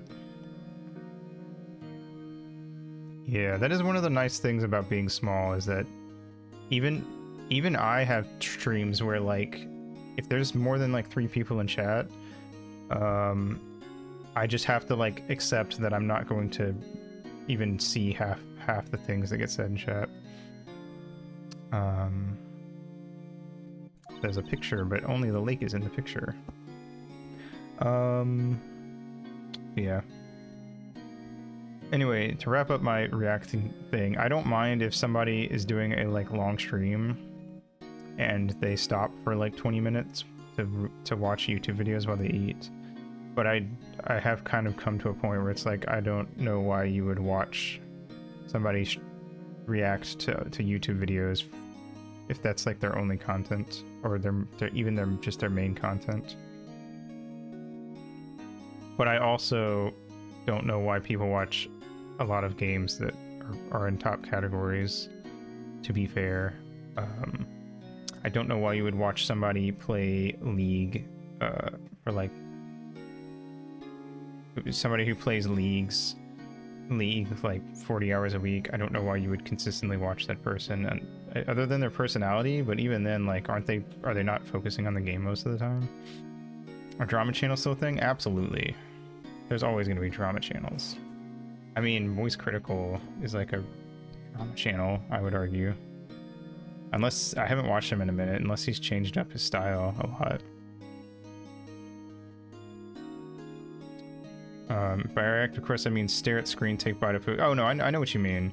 There is absolutely a difference between like somebody actually talking about the thing and interacting with chat versus they just kind of go like, huh, that was weird, every few minutes, and then you just hear them chewing chips into the microphone, and that's the whole stream. React content is definitely one of those things where I think most people can't do it well.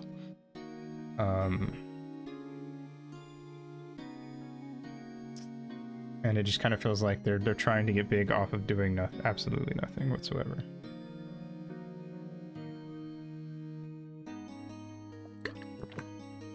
Yeah, React TM. The reaction channels that don't actually react to anything. I feel like that's kind of, you don't see that as much with games, but you do sometimes. I have clicked into smaller streamers, and it's like I'm like, you know what? I think the reason you're a small streamer is because you haven't said a goddamn word in the past 3 minutes. And you know what? Sometimes I have downtime because there's nothing to say, and it happens. But it does feel like there are like streamers who just like don't ever have anything to say about the game they're playing, which I find weird, because like then it kind of gets to a point where it's like, I don't know, if you're someone who just sits there silently playing games, the game becomes a streamer and the streamer becomes a guest. That's a great way to put it, actually. I do personally think that like I prefer streamers who mostly focus on playing games and they only have occasional things like this where they like go off the rails and really start talking.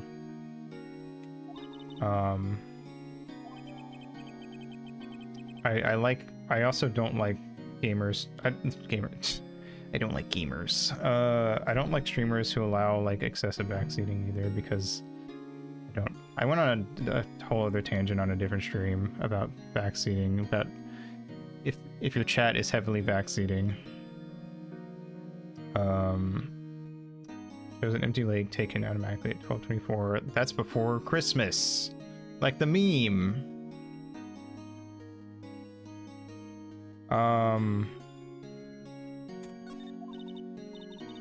Anyway, what was I gonna say? Oh, I basically, to recap that thing, is like if I click on somebody playing a game I like, I don't want to backseat them, and I don't want to see chat backseating them. I want to see them actually playing the game and experiencing it themselves. Also, backseater chatters always assume that they're smarter and know better than the streamer. See, Lotta. Poor Lotta. It's all Larry's fault. The legend still lives on, I guess. The legend? Yeah, the legend of Larry, familiar to all who know him for any length of time. When something smells, it's usually the butts. Someone should whip that butts into shape. Really despicable backstuff despicable stuff recently where it comes to backseating and spoiling. I hope that you've come to terms with your spot in hell. I feel like everybody has backseated it, like to an annoying degree at least once though. But there's definitely like been times where my main complaint was that I will get people who show up and you can tell that they're only in stream because they want to backseat people playing that specific game, and when I'm not interested in their backseating, they leave. And it makes me wonder why they watch people play the game if they just want to backseat and nothing else.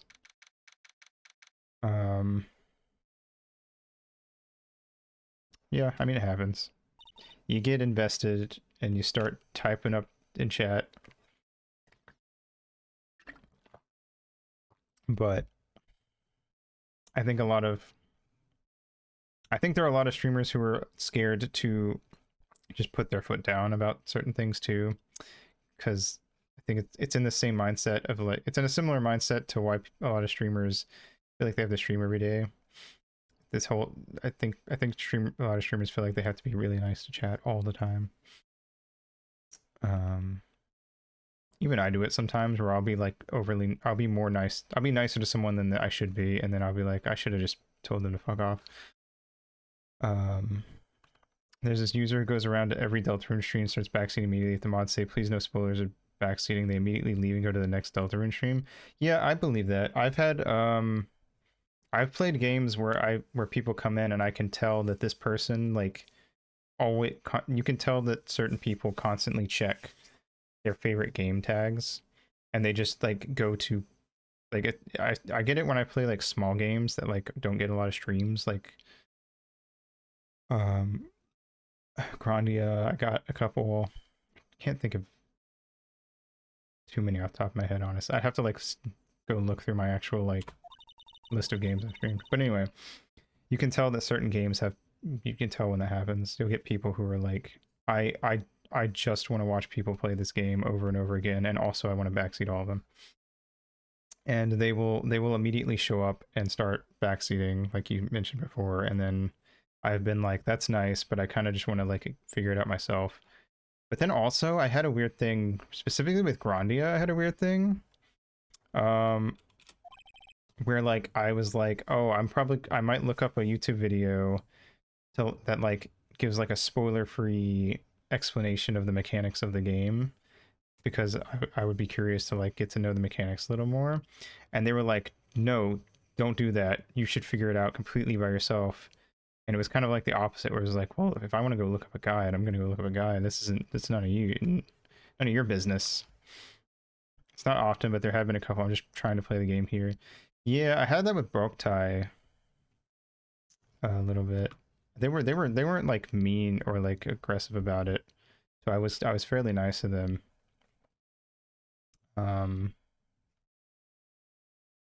But they did like immediately show up and offer to like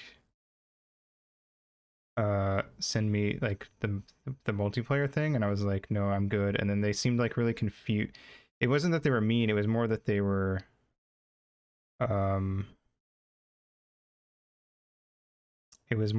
like, they seemed put off by the fact that I didn't want the multiplayer only stuff. But I think sometimes people also, like I said before, I think sometimes people show up and get put off by the fact that I don't like doing side content a lot of the time. Yeah, I think Deltarune's a little different though, because Deltarune chapters are super short. And Deltarune's extremely story heavy, and some of the game mechanics are tied to the story. Grandia is like a full RPG, and I was on like my first stream or second stream of the game, and there was like a very specific mechanic that if honestly, I wish I'd spent more time learning that stuff. What is Undertale co-op? I don't know. I guess because I don't keep up with the fandom, I didn't even know there was like is it like a co-op mod?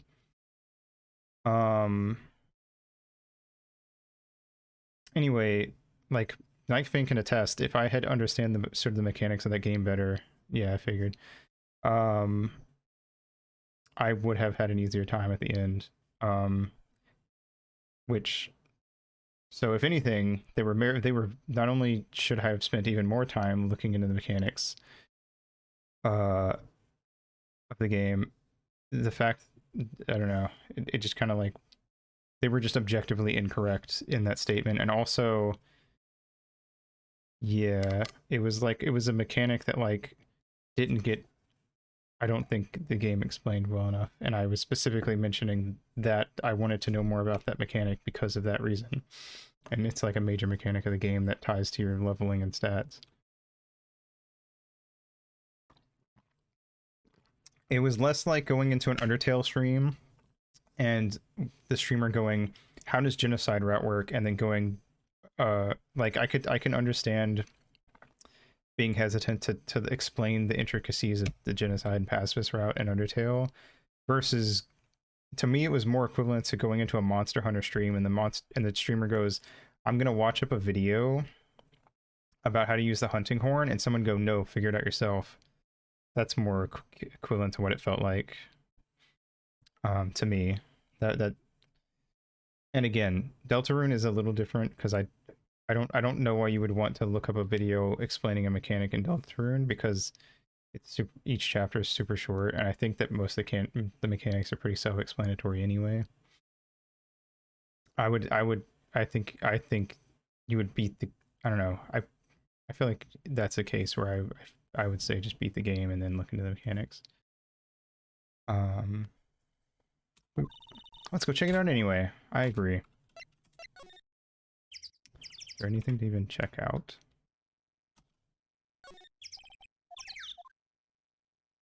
Can I move? Oh, okay, cool. Barrett. December 26th, Caretaker Shack. Meg, that you? Hey, is that Keith with you? Where you two been? I've been worried sick. I might give him a different voice. I have too many scratchy characters. Nick, you handle this. I think I'll leave this one up to you, Maya. Meg. Yes? Finally made up your mind, have you? My mind? You'll run the pasta shop when I'm gone. Pasta? Glad to hear it, glad to hear it. There's fish charts in the back. Fish. You make your old man proud. When you kids left the house, I didn't know what to think. How am I supposed to keep this place running? An old man like me. Polly, the kids are home. Hello, hello, squawk. Nick, what was that? Parrot, the one on the perch. Keith, Yes? I leave the wet noodle in your capable hands, Sonny. Nick, what's the wet noodle? Based on the available evidence, I'd say it's the name of his pasta shop. That's a relief, isn't it, Polly? Hello, hello, squawk. Yep. Wet noodle in your hands. I'm your only friend. I'm not your only friend, but I'm a wet noodle glowing friend. I couldn't think of a better way to do that. I flopped that like a wet noodle. I don't know why that was the first song that came to my mind either.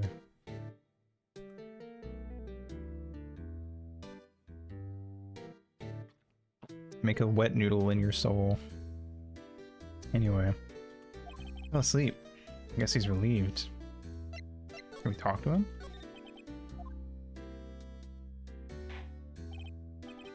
I find it interesting that the snot bubble, when the sleeping snot bubble is such a thing in Japan. I don't know, that kind of stuff interests me, like those types of cultural differences, like the nosebleed and the snot bubble when you're asleep, that I don't see in Western media. The JK-47 is a pasta in the shape of a gun.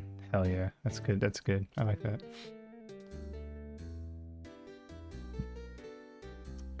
A pasta shop? Yep, to think.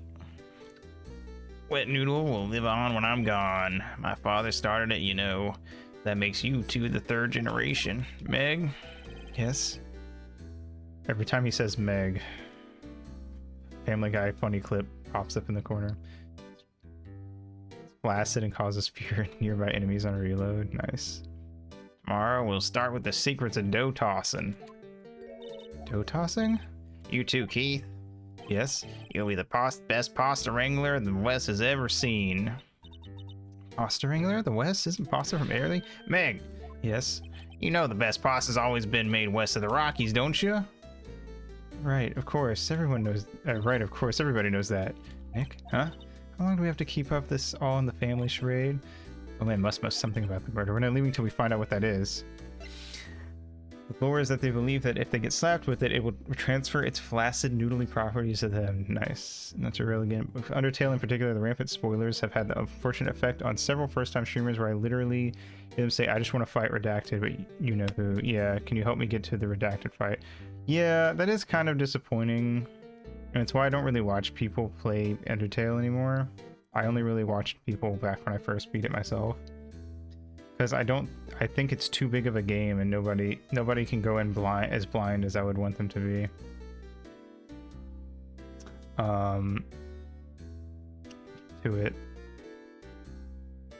Also, you can kind of, I don't really know it, even as somebody who like tends to speed through games as fast as I can because it's just my play style. I don't really like the idea of I'm picking up this game for this one particular part of the game. Chat, help me get to that part of the game. Like I don't know how I feel about that. I would probably, if I heard a streamer say that, I think I would leave immediately in any game. If I opened up Ocarina of Time and they were like, hey chat, I just want to play, the Forest Temple seems cool, help me get to the Forest Temple as fast as possible, I would be like, okay, bye. I have a bucket list of games I want to play with my father, and Undertale's on the list. Tell me how it goes if you ever get around to it. I'm genuinely curious to hear what how your dad likes it. Metal Gear Solid Collection, nice. Does your dad know anything about Metal Gear yet? Probably why I prefer Deltarune streams, because it's more common. Yeah, Deltarune is not nearly as spoiled as Undertale was, which is kind of nice. Not at all? Fuck yes. I hope he likes it. Yeah, I don't think... Night Fang's not much of a backseater.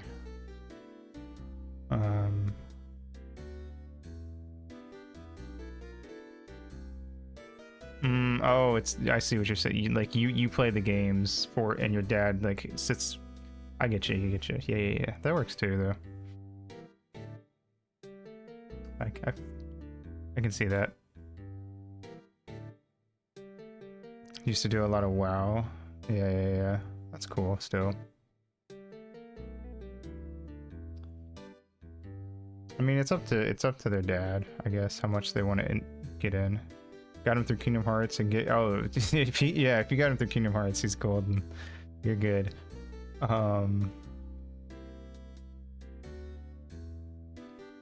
Make it a text-based adventure, but every time he makes a decision, yell at him and tell him why it's the wrong choice. Like, and make it a true streaming Undertale experience.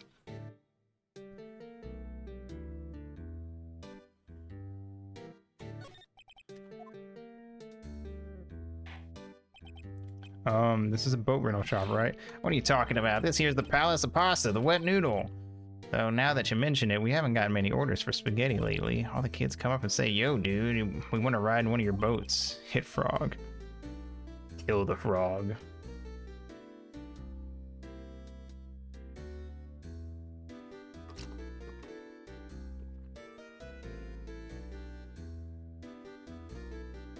Oh boy. There's a website you can go to practice the Sans fight if you want to like get good at it, so you don't have to do it a million times with your dad. Oh wait, you already know. I did that on stream. I forgot. That's why I keep them boats out there. Youngsters these days, darned if I understand them. Pretty confused myself. Nick, this isn't going anywhere. But this old man is the witness tomorrow, right? We gotta find some way of getting information out of him.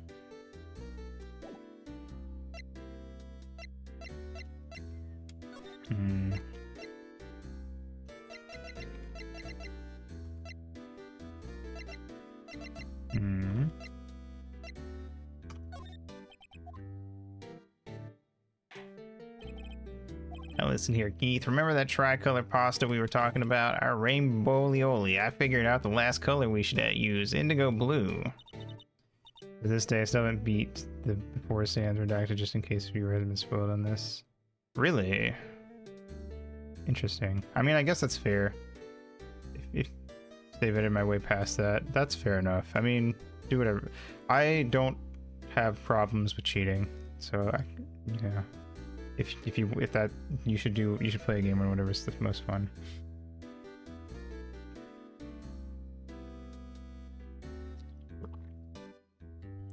Honestly, I'd rather watch a streamer cheat, scum, and use walkthroughs on their first playthrough a million times more than I would want to watch them get backseated by chat constantly.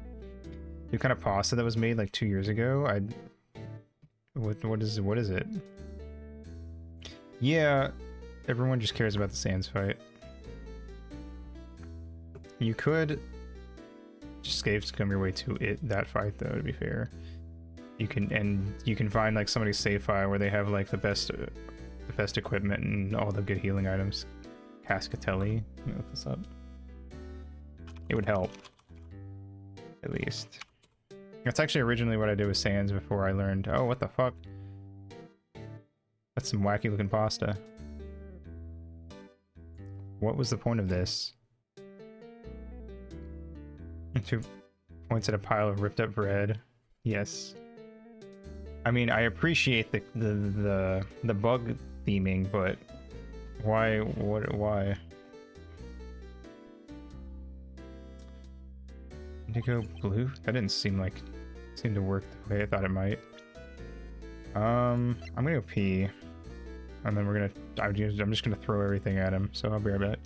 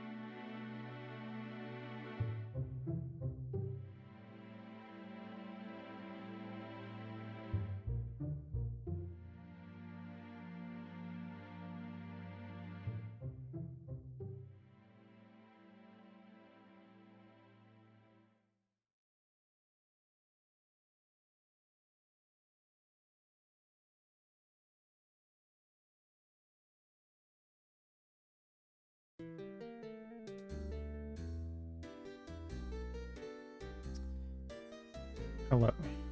I will say, to go back to something we were kind of discussing before, while I do think some chats are, I do find it odd that like people would show up while the streamer was sleeping and hang out for multiple hours.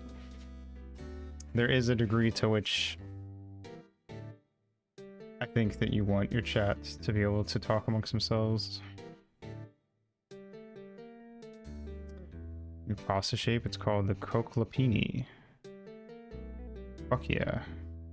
I'll try it. I will try a single bite.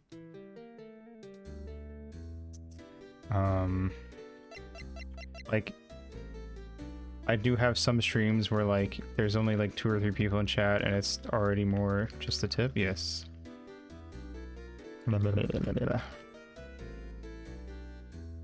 And it's already more than I can really keep up with sometimes, but it is nice sometimes to see chat be able to entertain themselves to a degree.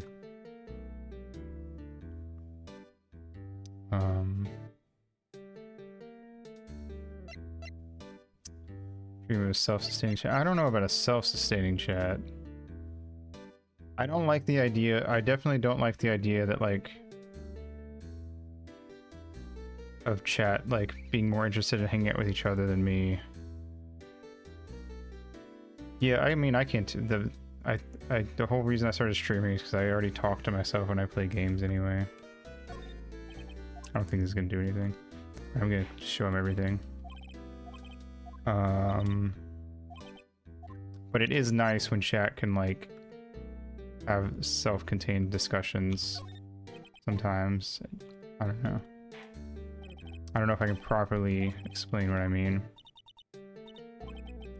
Yeah, I don't want to chat that's where I don't want to chat where everyone in chat is just sitting there silently waiting for me to say something for them that they can respond to. Like if I had 100 people in chat and they never communicated with each other, they only responded directly to things I said, then I don't know. I think that would get weird to a degree. It's kind of more so what I mean. Yeah, kinda. Which I mean they're already doing, but there's a certain point where like chat, I don't know. It's like it kind of falls into like this sort of parasocial thing of like, if my entire chat consists of people who only are there to directly interact with me as much as possible, then it starts to feel weird.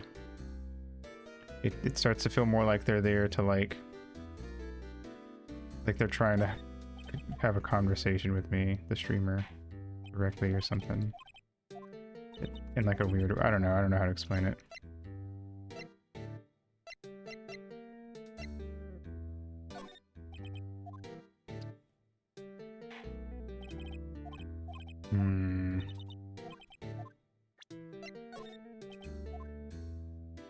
Where you're the host, it's, yeah, that's a good way to put it, actually.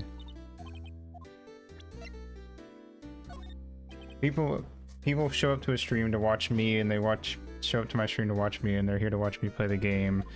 But also, like, I think part of it is that I've always kind of viewed my streams as, like, pretty laid back, and, like, I would rather nobody talk, honestly, and know that everyone's just lurking, I guess, than to have for it to feel like there's like a weird thing of like everyone's constantly trying to like, yeah, come directly at me or something. I don't know. And if nobody in chat can talk to each other, I guess, then it feels like you know, I don't know. Also, this guy isn't freaking... Yeah, that is what I go for.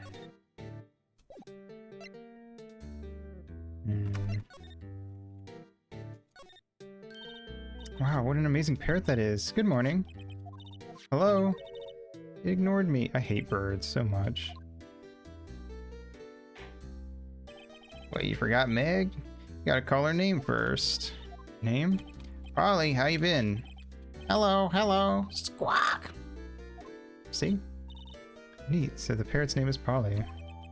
Snot bubble with no shading. Yeah. Usually they have like a little like shine thing on the bubble. Well, Polly can say lots of things. You just need to know the secret words. The secret words. Can't wait to have to interview the bird tomorrow because it feels like a thing that's gonna happen. Looks like a kitchen unit. It's pretty clean. Funny, he doesn't look like the type who'd keep things tidy like that. Take the parrot as evidence.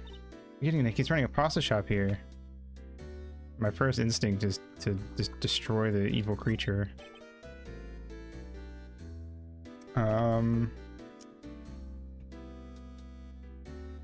I don't hate people for having super interactive streams with crazy stuff going on, but I can't imagine ever running one myself. Like the idea of having to be at 200% constantly all stream is weird to me.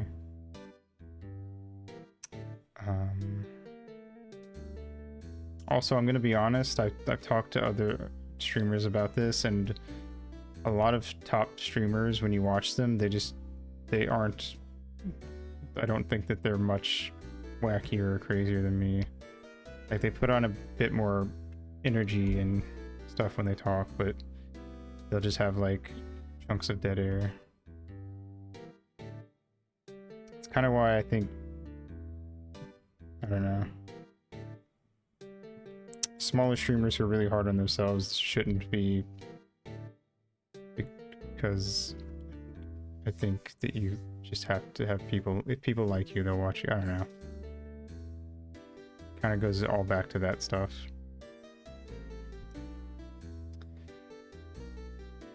Lots of fish in Gourd Lake, aren't there? That's funny, Nick. All these fish are saltwater fish. Oh, weird. Oh, there's an anglerfish, I guess. Yeah, it looks like a flounder. Most popular streamers aren't insane psychopaths. They just act that way. Yeah. I mean, you know, it's a thing. Well, yeah, sometimes they actually are. I just, I think a lot of streamers feel like they have to be super crazy energetic and super interactive and stuff constantly. But you don't gotta do that. Just do what's fun. I guess that's the point I'm trying to make. Do the type of streaming that's fun for you, even if it's not the kind of streaming that you would normally want to watch.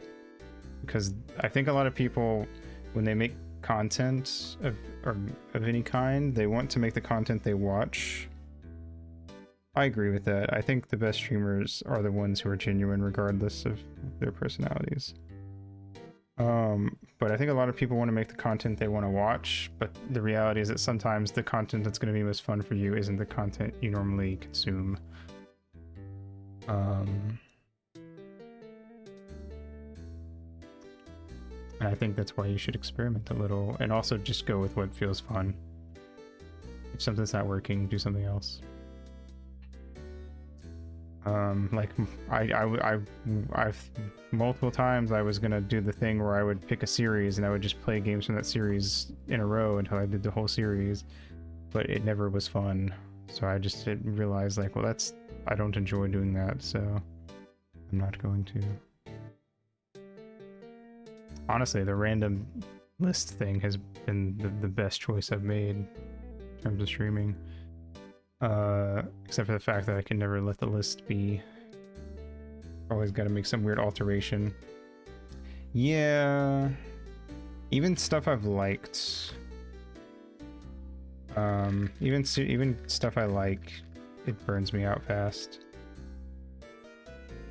Yeah, event stuff is fine, but you know.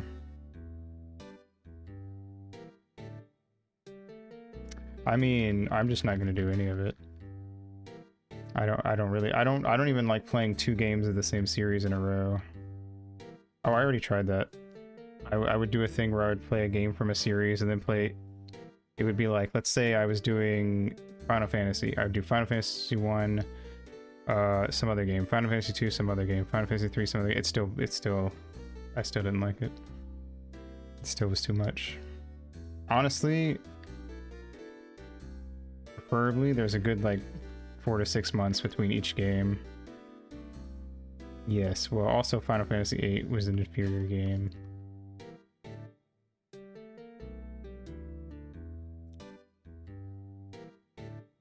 No, I mean I didn't do Final Fantasy, but that was just the first example. That was before the culling of the list. That's true. It was pretty big at that time. Final Fantasy games aren't that long. They seem intimidating, but they're not actually that bad. Especially the early ones. Final Fantasy 1 was like 2 or 3 streams. And they weren't particularly long streams either. The Tales series, I was gonna do that with, and Tales games are actually pretty fucking long. That would have been something. Glad I decided not to do that.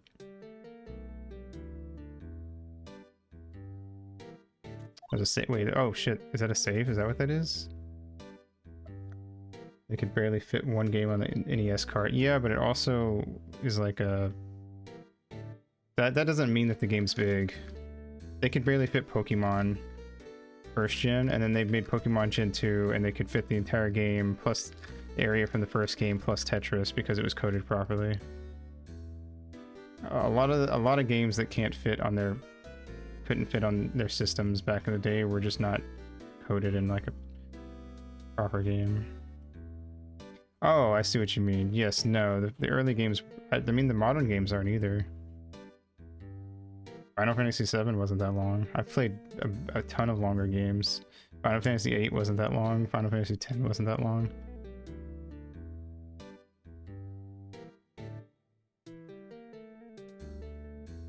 I think Grandia is still the longest game that I've streamed. Let me go check.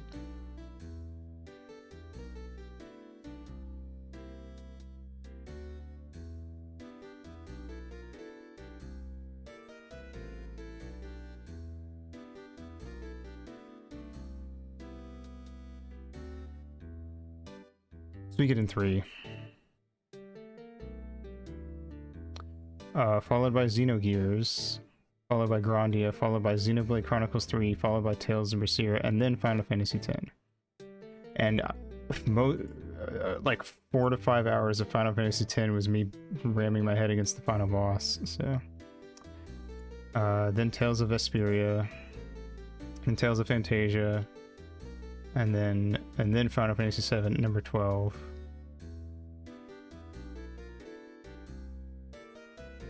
Oh, I fucking love the music from all the Final Fantasy games. I just only like 7 so far.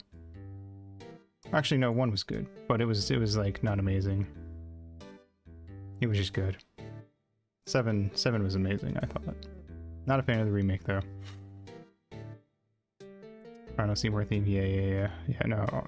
The music is all good. Just don't like the game. It's locked. Well, I figured it would be. Oops, didn't mean to do that. Hold on. Look, Nick, he has an electric blanket on his table. Looks warm. Great idea. We should do that at the office. We sit down with our clients, snug and warm, and drink hot cocoa. And what? Talk about murders? You're a party pooper, Nick.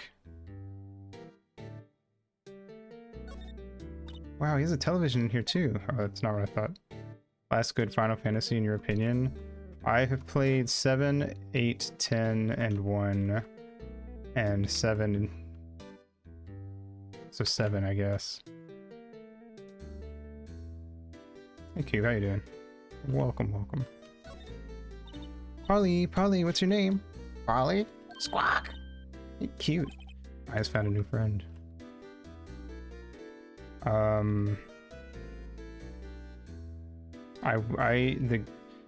The 2 Final Fantasy games that aren't, aside from Tactics, that I want to play are 6 and 9.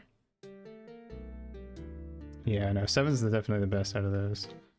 I've heard a lot of good things about 9. I know 6 is considered out of like the classic Final Fantasies to be the best, and some people say it just is the best.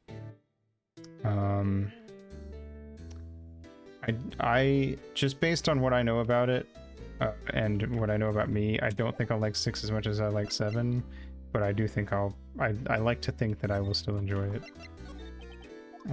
9 honestly feels more up my alley than 6 does, if I'm being honest, but I'll get to those when I play them. 1 through 10, nice. Being a baby in the 90s, you just finished Final Fantasy 3 and your mom got you a Christmas present, it's Final Fantasy 7? Yeah, that was something, wasn't it? Kind of, I don't know why they thought that was a good idea.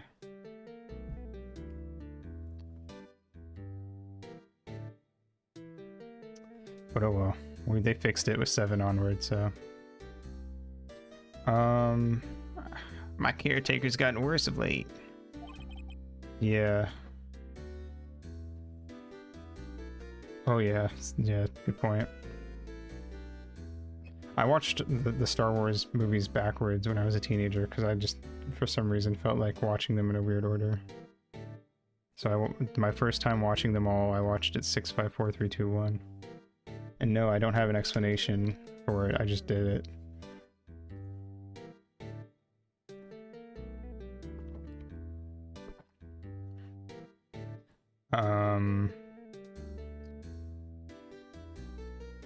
Why, I just tell everything important to old Polly here. Everything important? I wonder. Probably actually the best one, Final Fantasy 9? Yeah. I hear that a lot. If Mario 64, what happened to 5 through 63? So true. Well, Yoshi's Island was Mario 5. Because it was Super Mario World 2, and Super Mario World was Mario 4.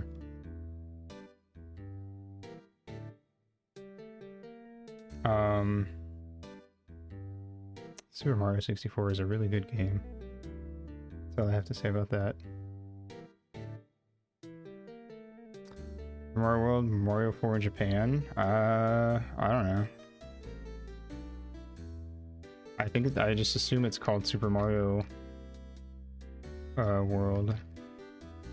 Oh yeah, the Game Boy Advance version, Super Mario Land 2, or Super Mario Land, whatever. I mean, they were calling it Super Mario 4 before we knew it was going to be called Super Mario World.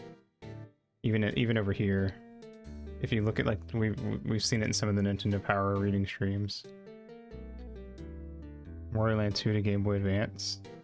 Imagine if they ported Wario Land Virtual Boy to anything that isn't Virtual Boy.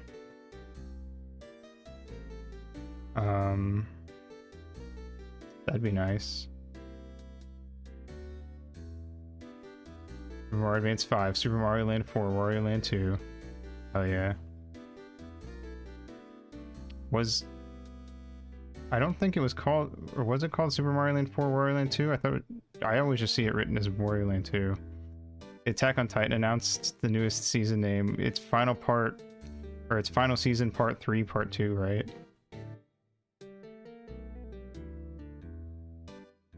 Okay, yeah. Ollie, what's the number to the safe? 1228 squawk. Yeah. Mario Land, Super Mario Land 3, Wario Land, or Wario Land, yeah, whatever. However it was said, but yeah, that is, I thought that was weird too. Hey, Polly, watch it, will you? See, Nick, all it takes is a little clever thinking and a criminal mind. Quick, Nick, write that number down. Hey, don't get me involved in your little high schemes. Wait, what was it? I probably should write that down.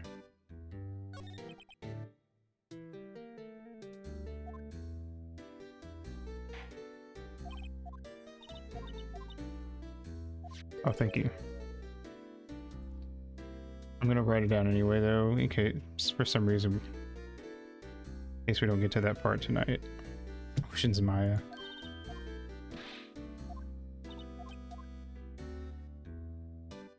Ooh, okay.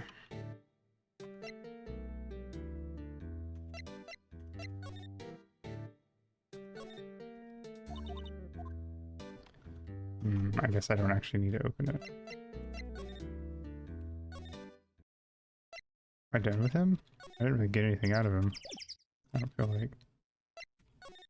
But I presented everything. And I examined everything. Oh. Maybe?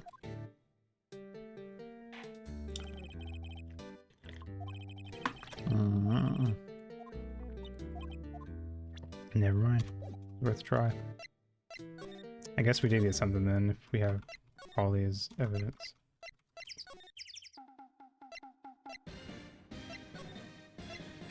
Look around and see if anything's changed. We're probably gonna go talk to somebody. Maybe we need to go talk to Gumshoe and show him the carrot. Maya Playa. Oh yeah. Detective Gumshoe isn't here. I think you mentioned it. Didn't he say he had a meeting to go to? Ah, that's right. Let's come back later. Fuck. Looks like Edgeworth isn't questioning. Fuck. I gotta do, that I'm obviously missing something. Grossberg, you here? Nope.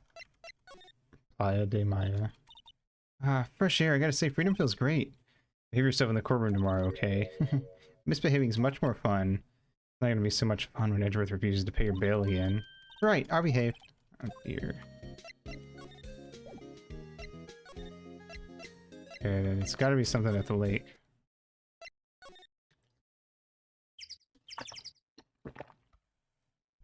I mean, probably. To some degree. I'd argue that anything detective related that came out after Columbo is probably inspired at least a little bit by Columbo.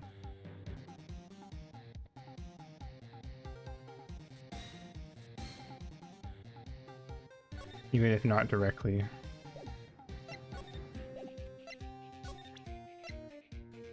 Oh, I've never watched Columbo, I just know of him. I feel like he had like a weird resurgence. Yeah, cultural osmosis is how I know about him. I've heard it's good, but I don't like watching TV. So I don't know that I'll ever actually watch it. I prefer reading.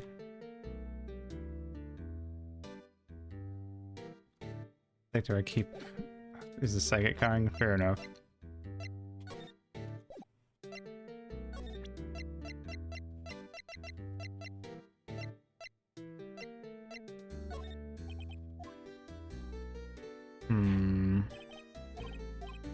Not really sure what to do here, but I feel like I gotta do something with this guy.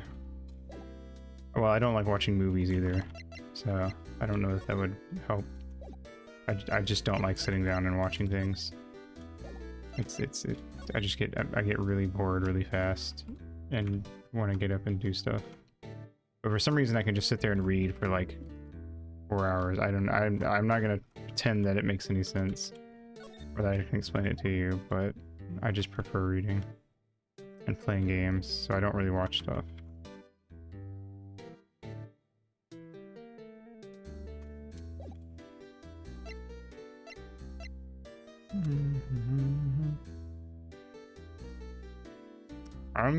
Yeah, I feel like, I mean, we've had visual novels based on like plenty of detective and sci-fi shows, so I don't see why not. Could be fun. I don't know what to do. I'm gonna cheat because it's gotta be this guy. I feel like I gave him everything, so I clearly just missed something. Alright, Phoenix Wright walkthrough. So, to be fair, I'm actually kind of surprised this is the first time I got, like, stuck in this game. Colonel Sanders has one? Oh, he does. What's your hint? You missed a present? A present? I don't know what that means. Like presenting something to... Oh, presents, not a present, sorry. Yeah. I'll try them all again. Oh, it was the fucking one thing that I just assumed was useless. Nice. Present to present. That's a lawyer's badge? Yes, it is. I don't believe it. This old guy's the first person to recognize my badge. I get it. Huh? I guess I need to present the badge to everyone. To be fair, I've presented the badge like twice, and the game basically said, "You fucking idiot, why would you present the badge?" So, you know, I feel like it's fair.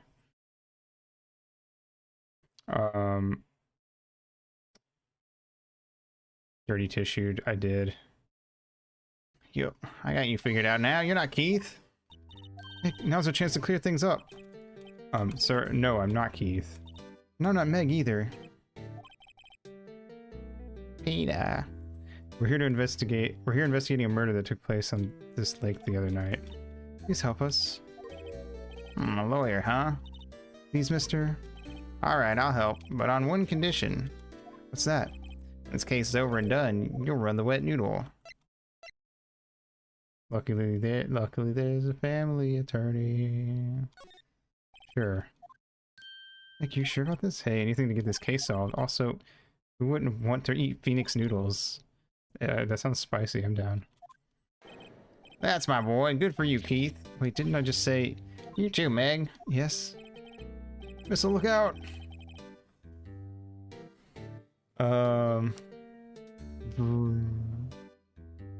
Rip missile.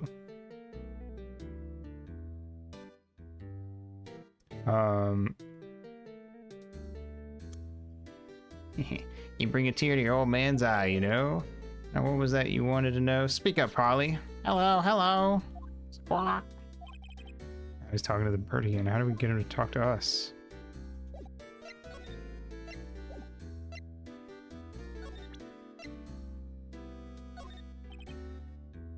Polly here's my old friend, oldest friend in the world. Isn't that right, Polly? Hello, hello.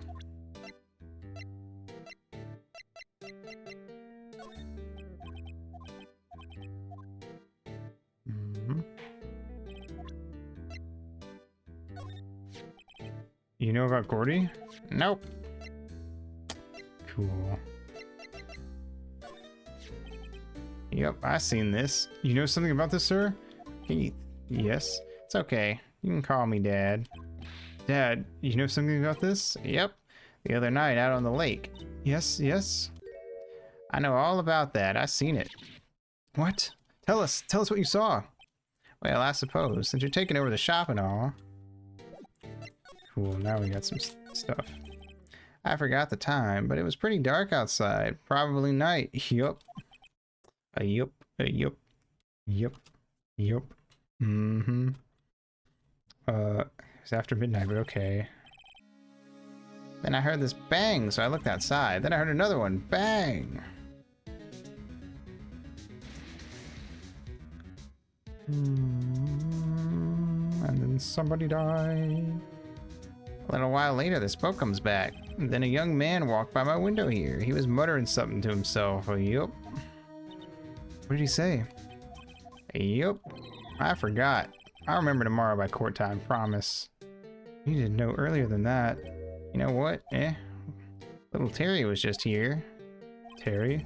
Yep, the kid next door. You always used to make him cry, remember? He was wearing this tattered old coat, got himself some whiskers growing out of his face. Oh. He's talking about Gumshoe. Comes up and tells me to come down to court tomorrow. Really? Somehow I don't think we're gonna get much useful information out of this guy.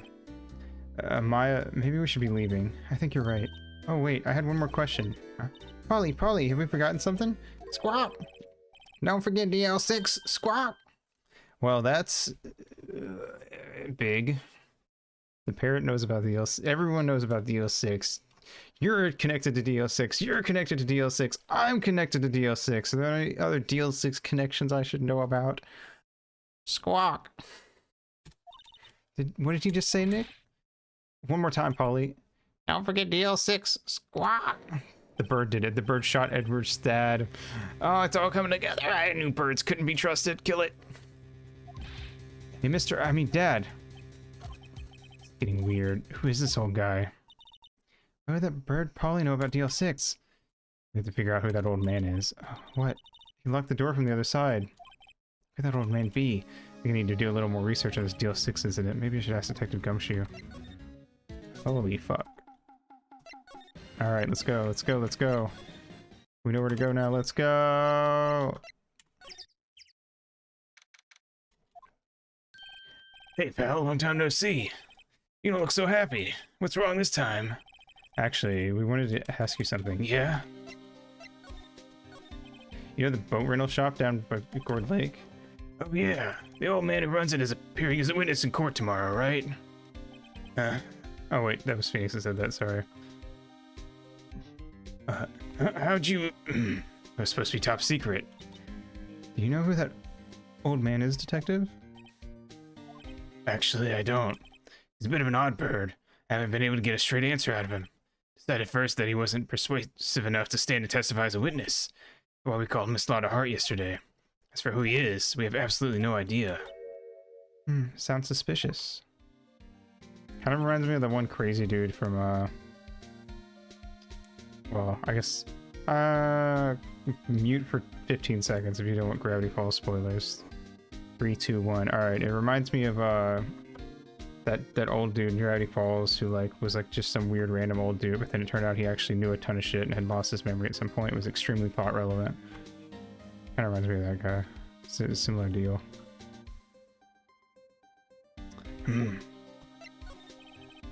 Detective Gumshoe, please help us. Huh? We need to know about the Deal 6 incident. Typed it out because you blanked on the name. Ha! No, I don't remember his name, but you don't type the name. Just in case anyone doesn't want to get spoiled.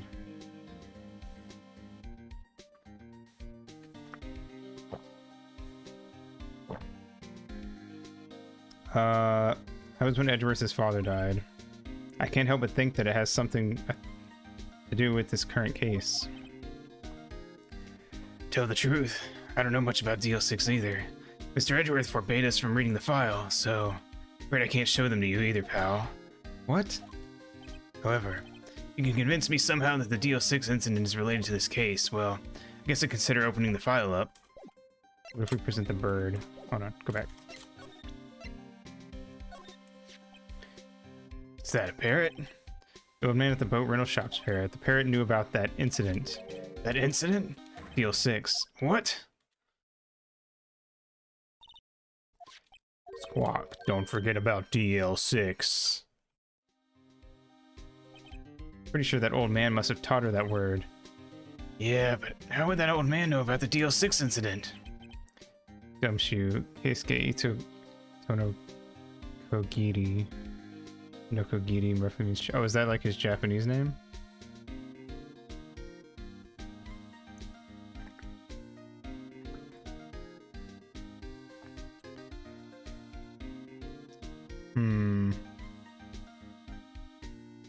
Him being named after just Jigsaw is kind of fitting. He's a Jigsaw puzzle. Is apparently a reference to a rock musician. Ah, he probably looks similar to him. Wait, what if that old man was connected to DL6? Nick, you think he might be? I get you. Sounds like you need the information on DL6 incident. Through there is the station's records room. I'll give you special permission to go in and find what you need. Alright, way to go, Detective Gumshoe. Do you want to play a game? Do you want to play cards? I guess it's time we face Edgeworth's past. Fuck. Edgeworth lore! Wow, it's amazingly dusty. 10 years of files and 10 years of dust, I guess. I'm playing a game right now. Let's find that DL6 stuff quick. 15 years ago, both me and Edgeworth were 9 years old. We were almost through with 4th grade when he suddenly transferred because of DL6. Nick, I found out where the file is. Oh, thanks. Just let me know what you want to know about the DL6. I'll get right to the file. Okay, summary. First, I have to get a handle on the main facts, like a summary. Right. Summary. Found it. Here you go. December 28th, 2001. Exactly 15 years ago from the day after tomorrow. Oh, when this game came out, it took place in the future. I didn't even think about that, because this game came out in 2001. Which means that this game taking place took place 15 years in the future from when it came out. That's not, like, super common That probably does contribute to why this game doesn't feel like a game from 2001, though. They did a pretty good job at making it seem like more modern than that. Granted, certain things, now that when I think about it, don't make sense for being in 2016. Why does Phoenix have an iPhone? I have flying car. Yeah, that would have been weird. It is funny when it's like a game comes out, it's like it takes place 30 years in the future, and now everything's super crazy. It's like, I don't think we would be that advanced in 30 years, but okay. So in 2 days, the case is closed. The incident took place in the elevator at the district courthouse. What? Is this the same district courthouse where we're holding the trial now? Looks like it. There was a large earthquake at 2 p.m. on that day. Old sci-fi is such a... I agree. Sci-fi that's like so old that like their idea of the future is like weirdly dated and old despite being futuristic. It's fun. I also like steampunk to that degree. I don't really read a lot of steampunk, but it's kind of one of those things I don't really know anything about, so that's part of why I don't read it much, to be fair. Maybe I should look into more, but I like that. I like it's futuristic-y but also old school at the same time. Fallout is kind of neat in that way, where it has like the old aesthetic mixed with like wacky technology. Part of the court building collapsed and all the lights went out.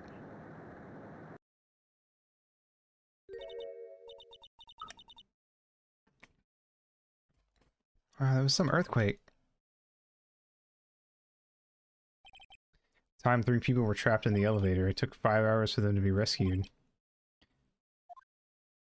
5 hours. That'd be scary like that in the dark. There was a lack of oxygen in the elevator and the survivors were unconscious. Survivors? One of the 3 in the elevator had been shot in the heart. That was Mr. Edgeworth's father. Or that was Mr. Edgeworth's father, wasn't it? But his father was shot before his very eyes. So Miles Edgeworth was one of the other passengers in that elevator. You have data on the victim, Edgeworth's father? Yeah, hold on. Victim. Here, found it. Gregory Edgeworth, 35, defense attorney. If you were still alive, he'd be 50. Reiji Mitsurugi.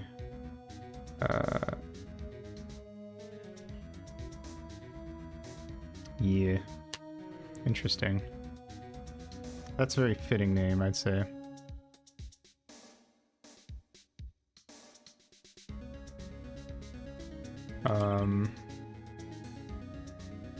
He sure does have the edge. He was folded 1,000 times.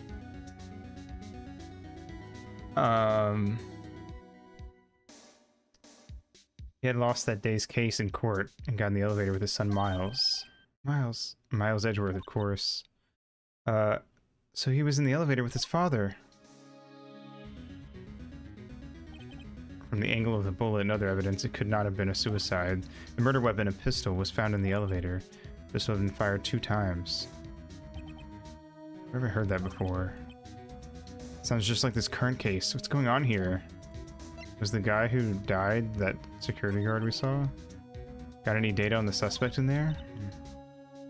That would be the guy that my mom got arrested. Hold on, this is it. Or hold on, this is it. The man arrested as a suspect in DL6 was Yanni Yogi? He was a clerk in the court, apparently. So he must have been the 3rd person in the elevator. Well, then he had to have done it, but he was found innocent thanks to his defense lawyer, Robert Hammond. Oh no, wait, Robert was the victim. Yeah, that's right, I forgot. Hammond, the victim in our case. Right. The suspect, Mr. Yogi, was oxygen deprived. So much he had brain damage. Is the old man's Yanni Yogi, I'm calling it now, because he's got brain damage. Lost all memory of being in the elevator. After he was declared innocent, he disappeared. Where could Yogi have gone to, I wonder? Maybe closer than we think. I think Phoenix is picking up on what I'm putting down, too. Guess I know generally what happened in the DL6 now. Still don't know what sort of impact the whole thing had on Edgeworth. This was very... yeah. It was weirdly common back in like the 90s and early 2000s to do the whole like both the my head got hurty, so I lost all my memory and I'm a kooky old man now, and also like I have two personalities in me, and one of them is a super badass guy, and one of them is just a regular dude like Xenogears did. There are two wolves inside you. One of them is gay, the other is also gay. Except the girl had like 6. Was it good? You are gay. So true. What was it called? Are we going to take the whole file? There's too much. We'll never get it out. You're right. How about we just take what we think we'll need? Okay. No rush. Probably all we'll be able to find here now. All that's left is the trial tomorrow. I wonder how Dad will do testifying in court. Speaking of manga, I binged all of Akuno Hana today, which the English name is Flowers of Evil. If you like dark stories that still manage to like pull things around at the end and actually have like a fairly happy ending despite how dark they get, I recommend it. It's pretty short. 50 something chapters. I give it a 7 out of 10. Maho. I feel like I've heard that name before. It's not on my to read list, I'm pretty sure, but I feel like I've heard the name. Mahoraba. Cool. I will add it to my plan to read. Oh, that might be why then.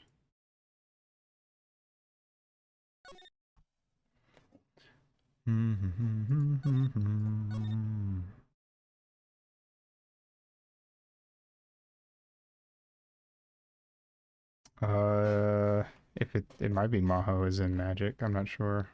I didn't see the kanji or anything.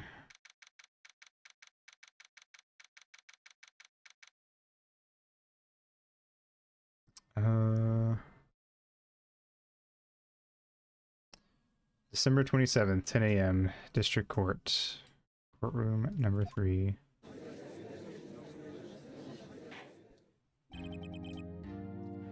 Court is now in session for the trial of Mr. Miles Edgeworth.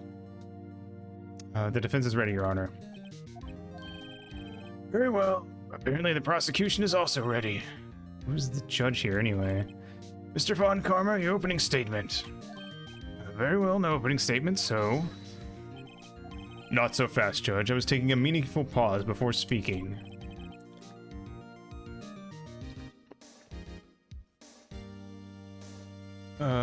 Right, of course. A prediction.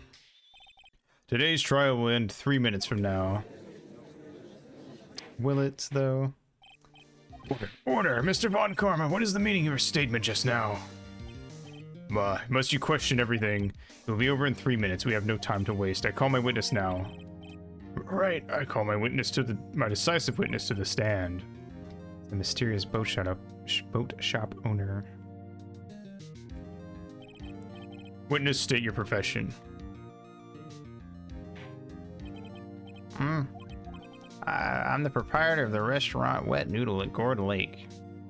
To call the parrot and it'll kill everyone. Yes. I also rent boats. The night of the incident, you were in the boat rental shop, correct? Yep, I was. Please testify. Wait a second, we still haven't heard who this old guy is.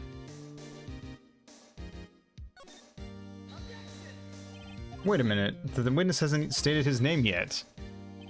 Because I did not ask him, Mr. Wright. Bah. I predicted this trial will end in 3 minutes. Stop asking trivial questions and cooperate. Yeah, right. Witness will state his name.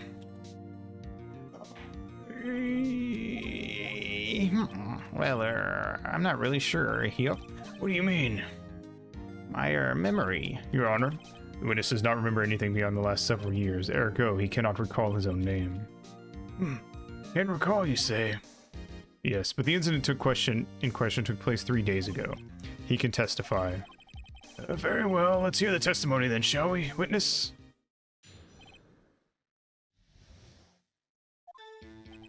Thank nominee. So true. It was the night of the 24th, just after midnight. Yep. I was in the restaurant where I rent boats as usual. Then I heard a bang. Yup. When I looked out the window, I saw a boat just floating on the lake. Then I heard another bang. Just about then, a boat comes back to shore and a man walks by my window. Very well. I'd like to begin the cross-examination. There's nothing to question in my witness's testimony, ergo, no need for a cross-examination. Besides, there are only 10 seconds left before our 3 minutes are up. Judge, your verdict now. Yes. Mr. Wright? I'm cross-examining. Fuck off. What are you saying? Of course I'm cross-examining the witness. Very well, you may begin. Dude, chill the fuck out. Excuse me, Mr. Von Karma? 3 minutes just passed. I see. Well then, let's just take our time. You may cross-examine the witness. Dick.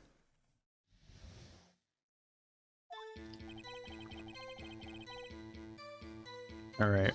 Classic. Just after midnight, you say? Yep, just around then. Are you sure? Pretty sure, yep. When I talked to you yesterday, you were rather vague about the time. I'm surprised you seemed so sure about it today. I asked him and he remembered. Isn't that right? Going for the speedrun strat. He tried. Don't glare at me like that. I remembered it clearly. I did. Yup. You see? Continue.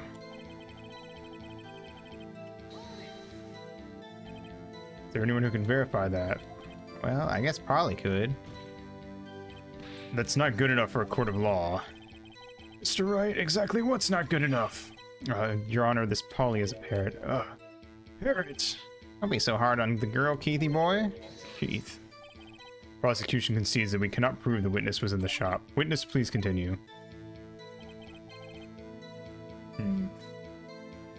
Definitely gonna cross-examine Polly later. I feel it. And I heard a bang. And where did the bang seem to come from? From the lake, I figure. Are you certain? Yep. Good, continue.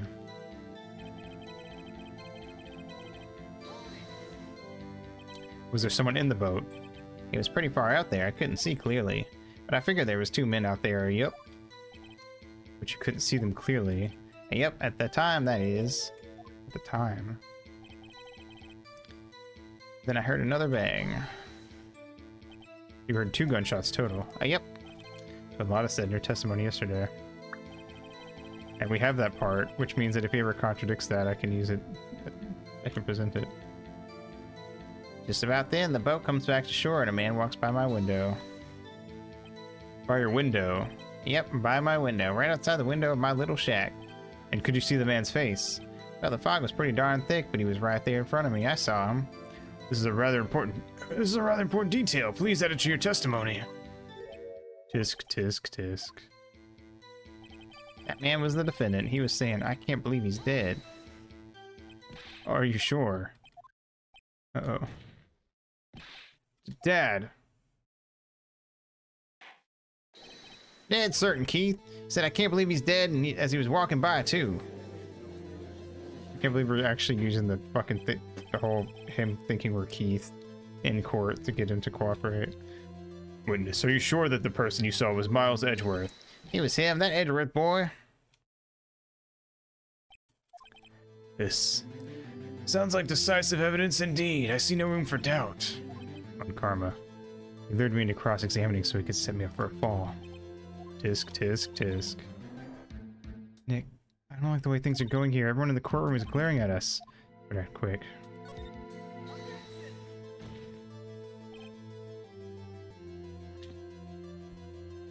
Your Honor, we proved in yesterday's trial that it could not have been Edgeworth who fired the gun. Mr. Wright, are you referring to the fingerprints from Edgeworth's right hand found on the gun and the photograph showing a man firing with his left hand? Exactly. That is easily explainable. He could have wiped his prints after he fired. You were ignoring the truth of the matter here. Your Honor, let the record show that this attorney is the witness's son and he's going to inherit a wet noodle from him. Noted. Well, in that case, not guilty. Everything in this witness's testimony is true.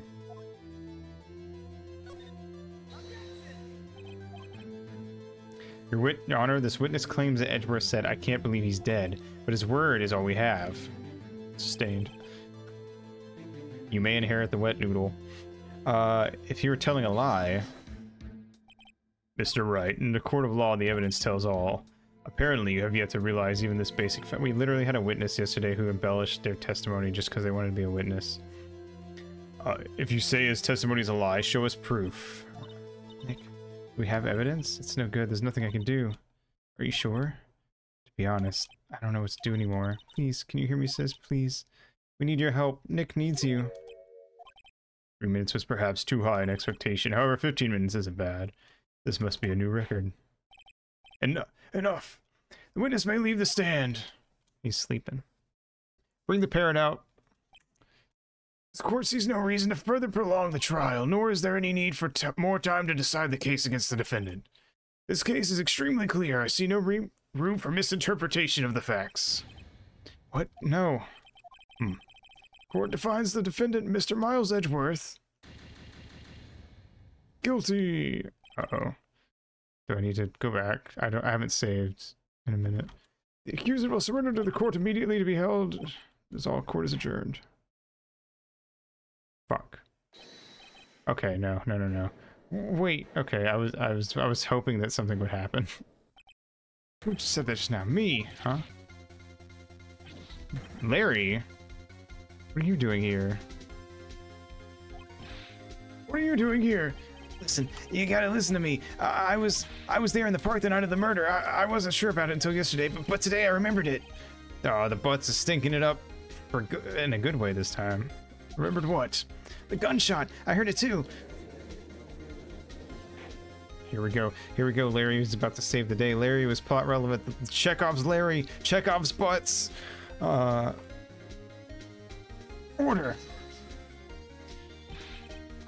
What is the meaning of this? The verdict has been decided. I call for adjournment. One moment, Mr. Von Karma. So you say you heard a gunshot? Yeah, I did. A gunshot that night. I was sitting here in the audience listening to the testimony, then I realized something he said was different from what I remember. Anyhow, I can't just sit here and let you call Edgy a murderer. It's just not right. I'll testify. Let me testify. Order. Well, this is the first time something has happened like this in my court. Not quite sure how to proceed. Judge, you've already given your decision. Trial is over. Nick, this is it. Larry's given us one final chance at this. She's right. If only it wasn't Larry. He could make things even worse. Mr. Edgeworth was just declared guilty, Nick. It doesn't get any worse. You're right. Okay. Your Honor, if there's another witness, it is our duty to hear him speak right here, right now. A waste of time. The verdict cannot be overturned.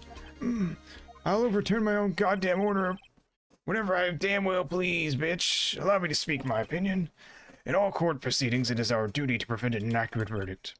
In order to make sure no mistake has been made, every witness should be heard. What is this? Very straight up like Sissel. He kind of is, actually. Except he didn't do anything wrong. Oh, built like Sissel. Wait, he kind of is built like Sissel. I thought you meant in the way that, like, he was an annoying guy and then seemed like an annoying guy, but now he's actually helpful. I withdraw my previous verdict of guilty. No, you're right. He is built pretty similar to Sissel. I order you to call this new witness to testify now. What? Court will adjourn for a 5-minute recess. After that, we will hear this new witness. Court is adjourned.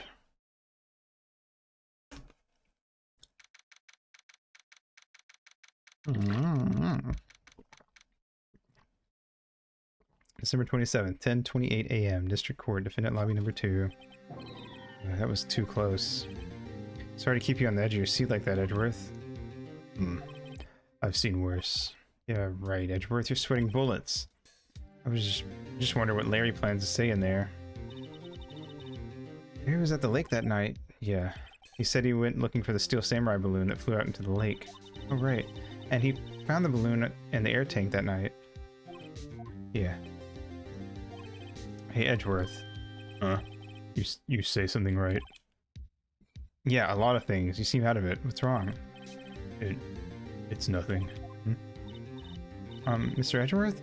There's something I've been meaning to ask you. What's that? Why are your fingerprints on the murder weapon? Oh.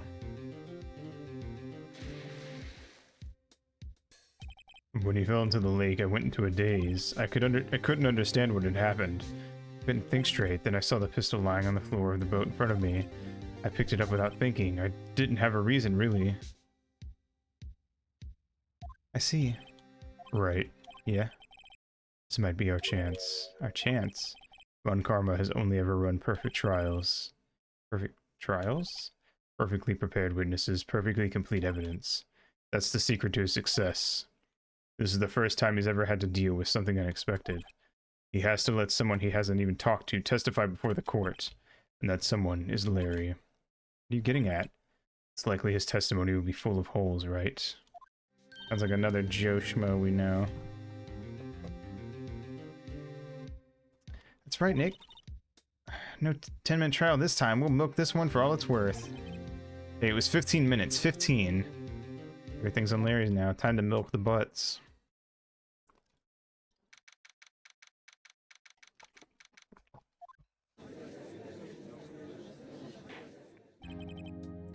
Court is now back in session. Witness, please testify to the court about everything that you saw on the night of December 24th. Right, leave it to me. Please, Larry, don't mess this one up. I hate to admit it, but you're our last chance.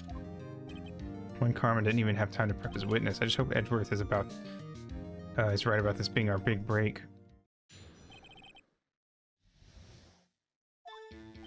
That night, I was out in a boat on the lake. I was looking for something and I found it, so I quietly slipped the boat back into the shop dock. Then, just as I was thinking about it going home, I heard this bang. I looked over at the lake, but I didn't see a boat. So after I heard that single gunshot, I went home. Cool. That is exactly the testimony I need to fuck over on Karma. Thank you, Larry.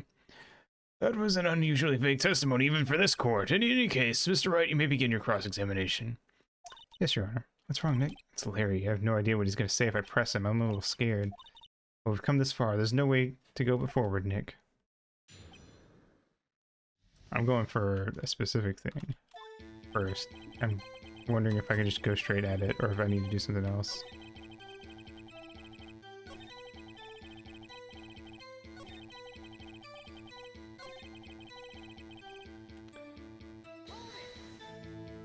So you only heard one bang, correct? Yeah. Well, Nick, it was a pretty wishy-washy testimony. Yep. Okay, yeah. I just wanted to see if I needed to press it first.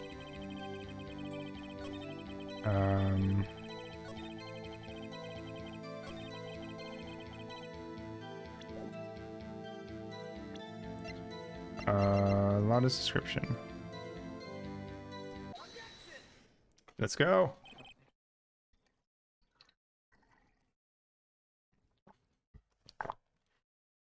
Wait a second, Larry. What? You only heard one bang, you're sure? That's what I said. But Miss Lotta Hart testified yesterday that she heard two bangs. Ew.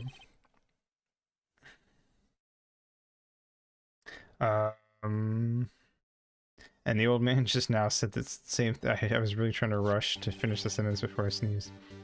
They both heard two gunshots that night. Huh? Were you even listening?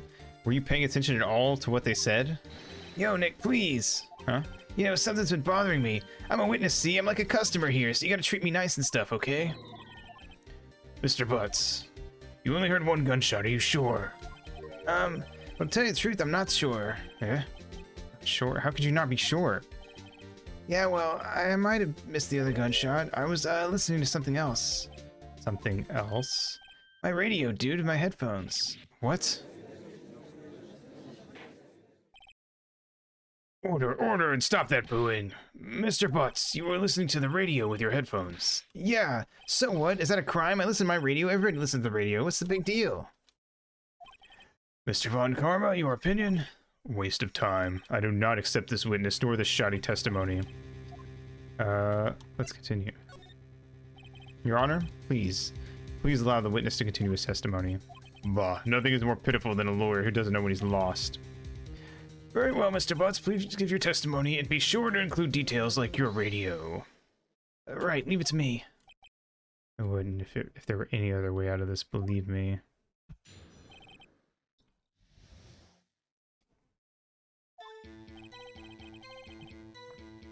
It's lonely being alone on Christmas Eve. That's why I was listening to an all-request show on the radio, see?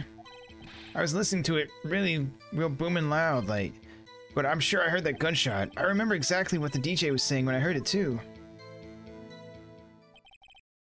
You were listening to your radio at a high volume. Yeah, what's the big problem? Can't a man listen to his radio in peace? Isn't this a free country? I truly believe Larry has no idea what the problem here is. Judge, can you believe a word this witness says? Larry's girlfriend goes to another radio. You wouldn't know her. What he heard was probably nothing more than a drum beat from the radio. True enough, it is difficult to believe this testimony. Wait, Your Honor. The witness said he remembers exactly what the DJ said when he heard the gunshot. Excuse me, DJ?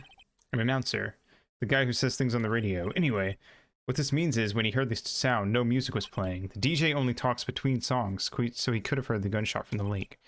I'd like to cross-examine the witness, Your Honor. Very well, Mr. Wright. I can't believe I'm continuing this charade. Oh, fuck. What did he say?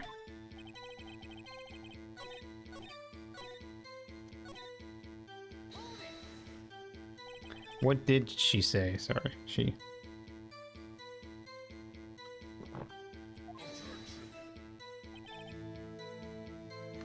Mr. Wright, please cease these pointless questions. What possible good could knowing what a radio DJ said do us? Indeed, Mr. Von Karma has a point. I'll allow the question only if you see some reason why we should care. We should care, Your Honor. Of course we should. Why? Well, how do you know if we don't ask? Fine, very well, but Mr. Butts, please testify to the court. What was the radio announcer saying when you heard the gunshot? It wasn't Christmas! It wasn't Christmas! Are you sure? Of course I am. She has this real sexy voice.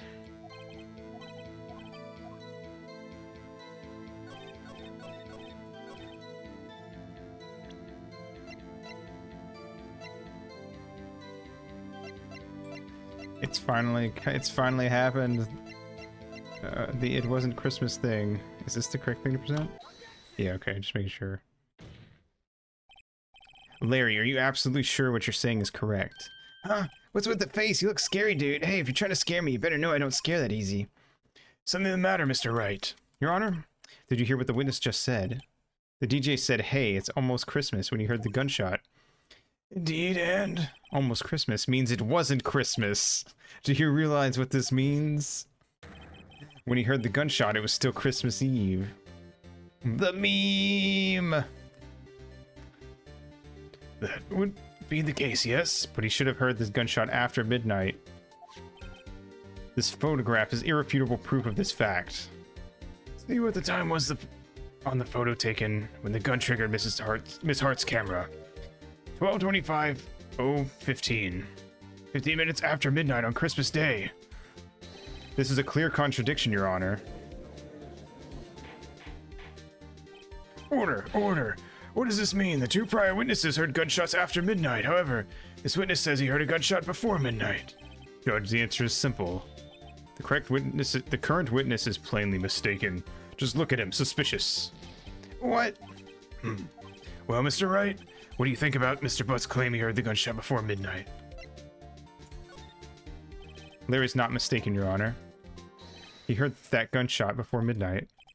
Intriguing. I'm assuming you have evidence for this wild claim. The gun was shot 3 times, but they only heard 2.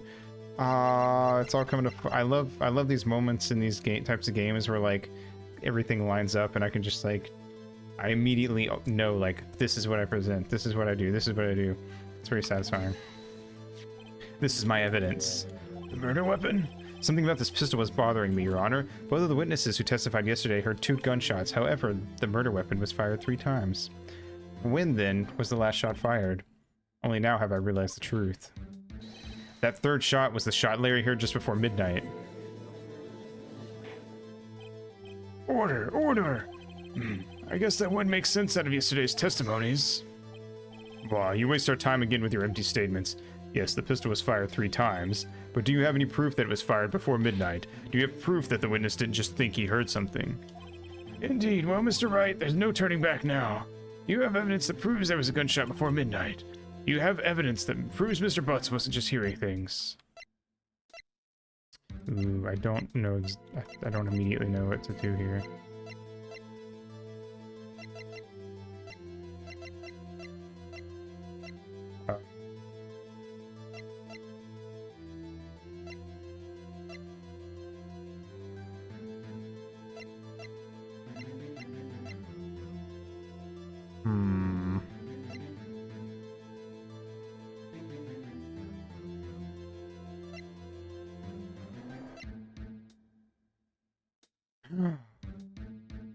Oh, I forgot about the second photo. I'm stupid.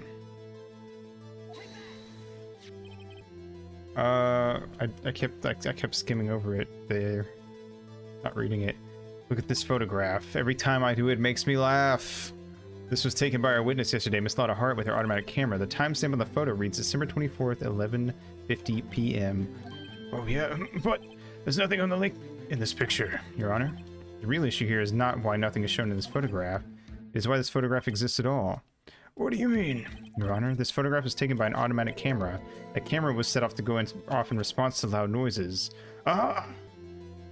Correct. There was a loud noise in the lake at 11:50 p.m. That is why this photograph was taken. In other words, there was a gunshot at the time that Larry claims.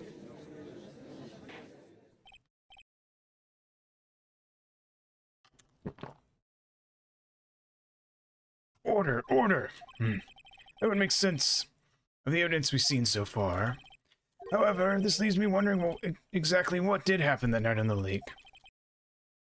Exactly. If this is true, there were 2 sets of gunshots separated by 25 minutes. One at 11:50, another at 15 minutes after midnight. Why, I ask you? Why? I better think of something quick. Wait a second. Gunshots separated by 25 minutes. Ah! What's wrong, Nick? I have it. Huh? Remember the case with the Steel Samurai? Huh? Oh yeah, of course I remember. The murderer in this case had the same idea as the murderer in that case. What do you mean? Maya, yes? If we don't figure this out now, we'll never overturn Edgeworth's guilty verdict. Got a hunch, and I'm gonna run with it. Right, I mean, is this safe? Safe? We've already gotten a guilty verdict. We have nothing to lose. You just watch and let me know if I say something that sounds fishy, okay? Right, Nick. Your Honor? Yes, Mr. Wright. Testimony just now has cleared up this entire case. What do you mean, Mr. Wright? Tisk, tisk, tisk. So you finally realize the truth? There could be no other murderer than Miles Edgeworth himself. Wrong, Ron Karma. A man was shot that night, but it wasn't Edgeworth who did the shooting. Listen, rookie, take a deep breath and consider the facts. At the time of the murder, 1 boat was on that lake. This was shown by the witness's photograph. The defendant Edgeworth and the victim Robert Hammond were on that boat.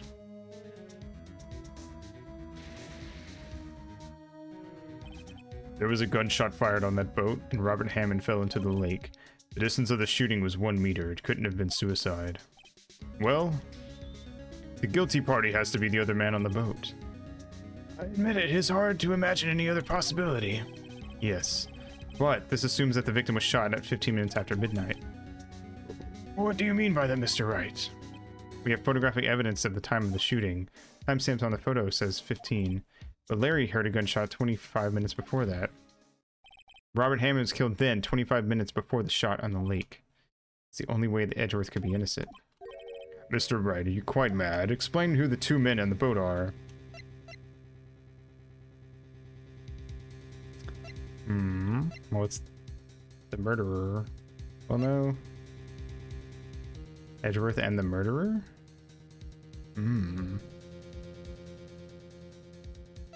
Edgeworth and Hammond? I mean, didn't Edgeworth say that he was on the boat with Hammond?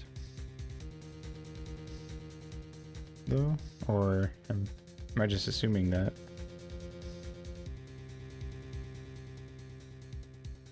Save to save.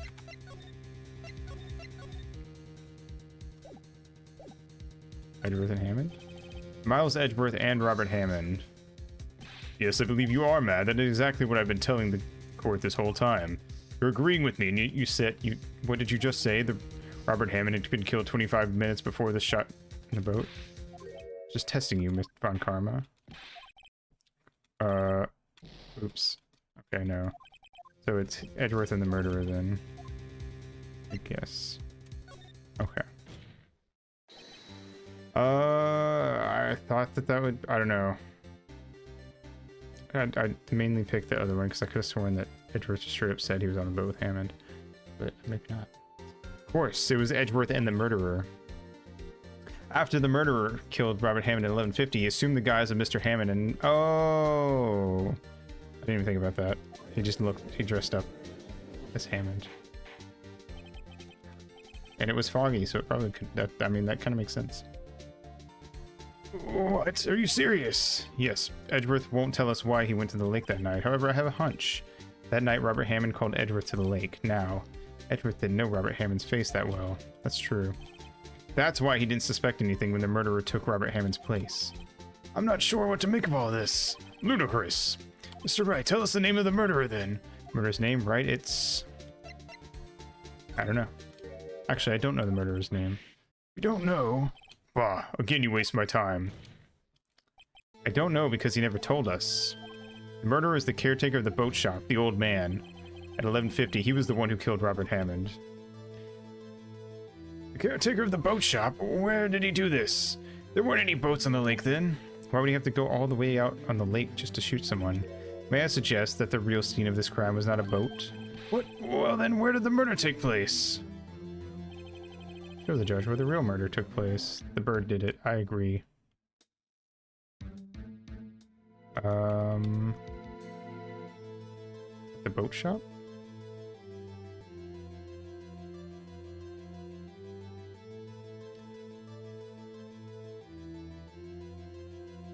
I'm assuming?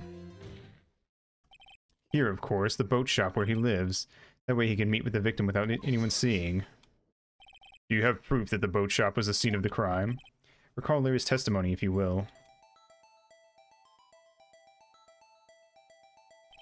That night he was out on the lake in a boat, searching for something. He finds it and returns the boat. Then, just as he's starting to head for home, he hears a gunshot. He heard a gunshot, Your Honor, even though he was wearing headphones at the time. In other words, the gunshot was very, very close by. And then he turned over and he saw Polly cocking the gun, and she said, "You want some too, bitch? Squawk!"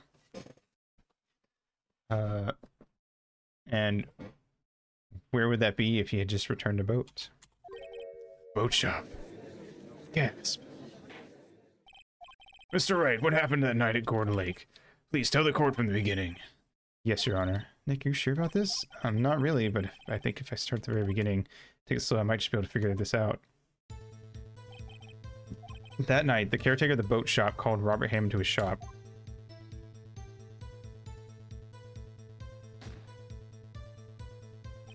This was around 11:50. That was when the gunshot that Larry heard was fired. After that, the caretaker put on Robert Hammond's coat. He became Robert Hammond. Then he got in the boat with Edgeworth and went out into the middle of the lake. Who fired the pistol on the boat? Of course. It was the murderer who shot the pistol. He shot twice. Both missed Edgeworth on purpose. Wait a minute. Yes? Why would he shoot twice if he didn't mean to hit anyone? Details. Know this, Mr. Wright. The moment you run out of explanations is the moment you lose. Tell us why the murderer fired twice. Create a witness. I believe he shot twice to create a witness, Your Honor. Create a witness. The murderer lifts his pistol and fires one shot. That ensures that anyone who heard the shot would look at the lake. Indeed, Miss Hart did exactly that after hearing the first gunshot. Next, The murderer waits a bit, and he fires again. Then... the murderer jumps from the boat himself, leaving the pistol in the boat behind him. I see. Someone looking from the edge of the lake, it would appear that one of the men on the boat had shot the other. The murderer didn't know about the automatic camera, of course. That's why he shot twice to draw attention to the boat. Once you realize that, everything else falls into place. The boat shop caretaker swam back to his shop, and he put Mr. Hammond's wet coat back on the body and threw the body into the lake. This is what happened, Your Honor. These are the events that transpired that night on Gourd Lake.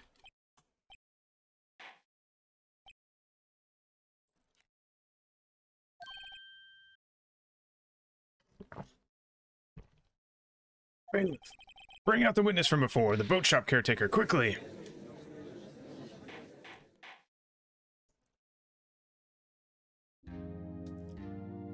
Here we go, here we go. Very well. While we were waiting for the caretaker, I would like to ask the defendant Miles Edgeworth a few questions. Mr. Edgeworth, please take the stand. Oh boy, do we have to cross-examine Edgeworth? Mr. Edgeworth, you heard what the defense has said? Yeah, yes. Well, why did you go to the lake that night? What Wright has said was mostly correct. Astonishingly so, actually. Yes. Several days ago, I received a letter. The letter was signed Robert Hammond. He asked me to come to the boat shop by the lake at midnight on Christmas Eve. He said he had something very important to discuss with me. Something very important? I'm sorry, I can't say what it was. Bailiff, we are conducting a trial here. I ask that you remain quiet. The witness has disappeared. He isn't at the boat shop either. What? What should I do? Find him quickly. We cannot allow him to get away. Bring out the bird. Bring out the bird. Get Polly in here. Mr. Von Karma, your witness has disappeared. A search warrant has already been issued. Goes without saying that I cannot declare a verdict under these circumstances. I will extend the trial until tomorrow, the final day allowed. I request that the police department utilize all its forces to find that witness. Am I understood? One more thing. Just who is that boat shop caretaker? I think his identity has become very important to this trial. I want him, and I want to know who he is. I want him carnally. Very well. Court is adjourned. Honestly, for a second there, I was wondering if we were going to finish it up on day 2. Or whatever, today. December 27th, 1:22 p.m. District Court, Defendant Lobby number 2. Yay, Nick, you did it. Yeah, well, at least we got out from under that guilty verdict. And what about Larry? That was something else. Even Von Karma didn't know what to do with his testimony. He really helped us out. Sure, once I sifted through his unique testimony. Still, he did save us. I just wish our cases weren't so down to the wire all the time. I know what you mean. Sometimes I feel like it's us on trial instead of our clients. Hey, Edgeworth. Mr. Edgeworth? Did you say something? You look so pained. I mean, it looks like you're probably going to get off the hook. You could try to relax, to smile just a little. Relax. I'm sorry, but I fear it's not over for me yet. What do you mean? Right, there's something that's been troubling me for a long time now. I don't know whether or not to tell you. Edgeworth? No, there's so little time left. I want to tell you, to get it off my chest, but... I can't make up my mind. What is this about, Edgeworth? It's a nightmare I've had. A memory of a crime that I committed. A crime you committed? Did Edgeworth shoot his dad? Alright, last time I relaxed, people died, yeah. A memory of a murder. Or at least he thinks he killed his dad? So many popsicles gone.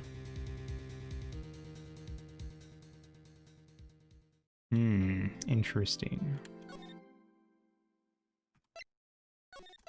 Okay, well that's where we will stop for the night. Because we're not going to be able to finish the next section before I would want to stop. So I'll just stop here. Cool. Well, things are heating up. Getting cray cray. We'll finish this tomorrow. I'm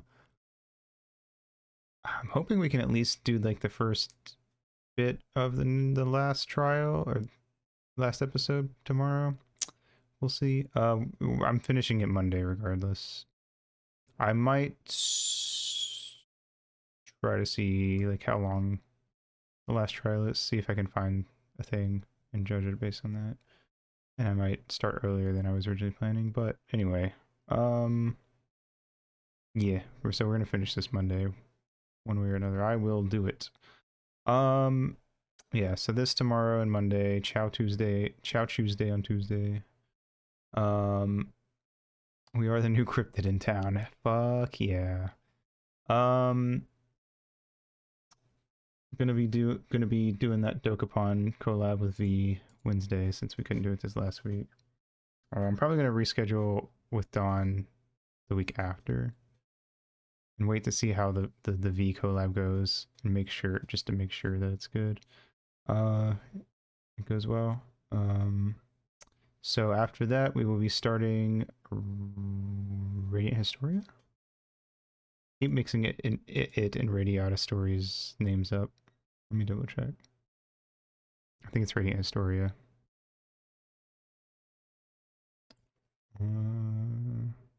Yes, Radiant Historia. And yeah, that'll be our next game we start after this. Cool. So yeah, that's it. Let me go look for somebody to raid. Let me close this. Oops. Yeah, I'll go ahead and drop the raid message real fast. If you wanna join the raid, oh, I almost did the old one. Oops. You can buy the emote for very cheap. I think it's like 80 points because for some reason you can't make it cheaper. I don't know why. I really wish I could make it 1 point, but whatever. And also, if you want to follow me somewhere, there you go. Discord, Twitter. Everything from Discord and Twitter to my Newgrounds account and my MyAnimeList account. I'll try to remember to add my Goodreads at some point. Anyway, yada yada streamer things.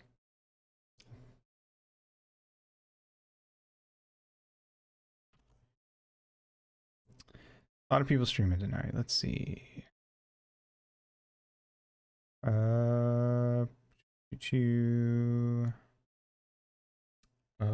We're either gonna raid. I'm gonna check Pahi and Amai. They're both streaming. Let me see what they're doing.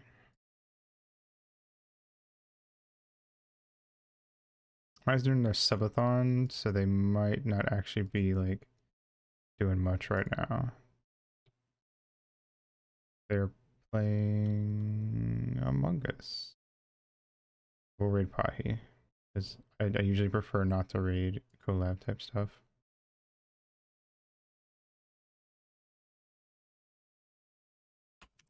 Alright, cool. We're gonna raid Pahi. They're playing Rhapsody 2, Battle of the Little Princess, part of the Rhapsody series. They don't want spoilers, you know. Now's your chance to dip. Yeah. Thanks for coming out. Have a good day, good night, whatever's for you, and I'll see you next stream. Mwah.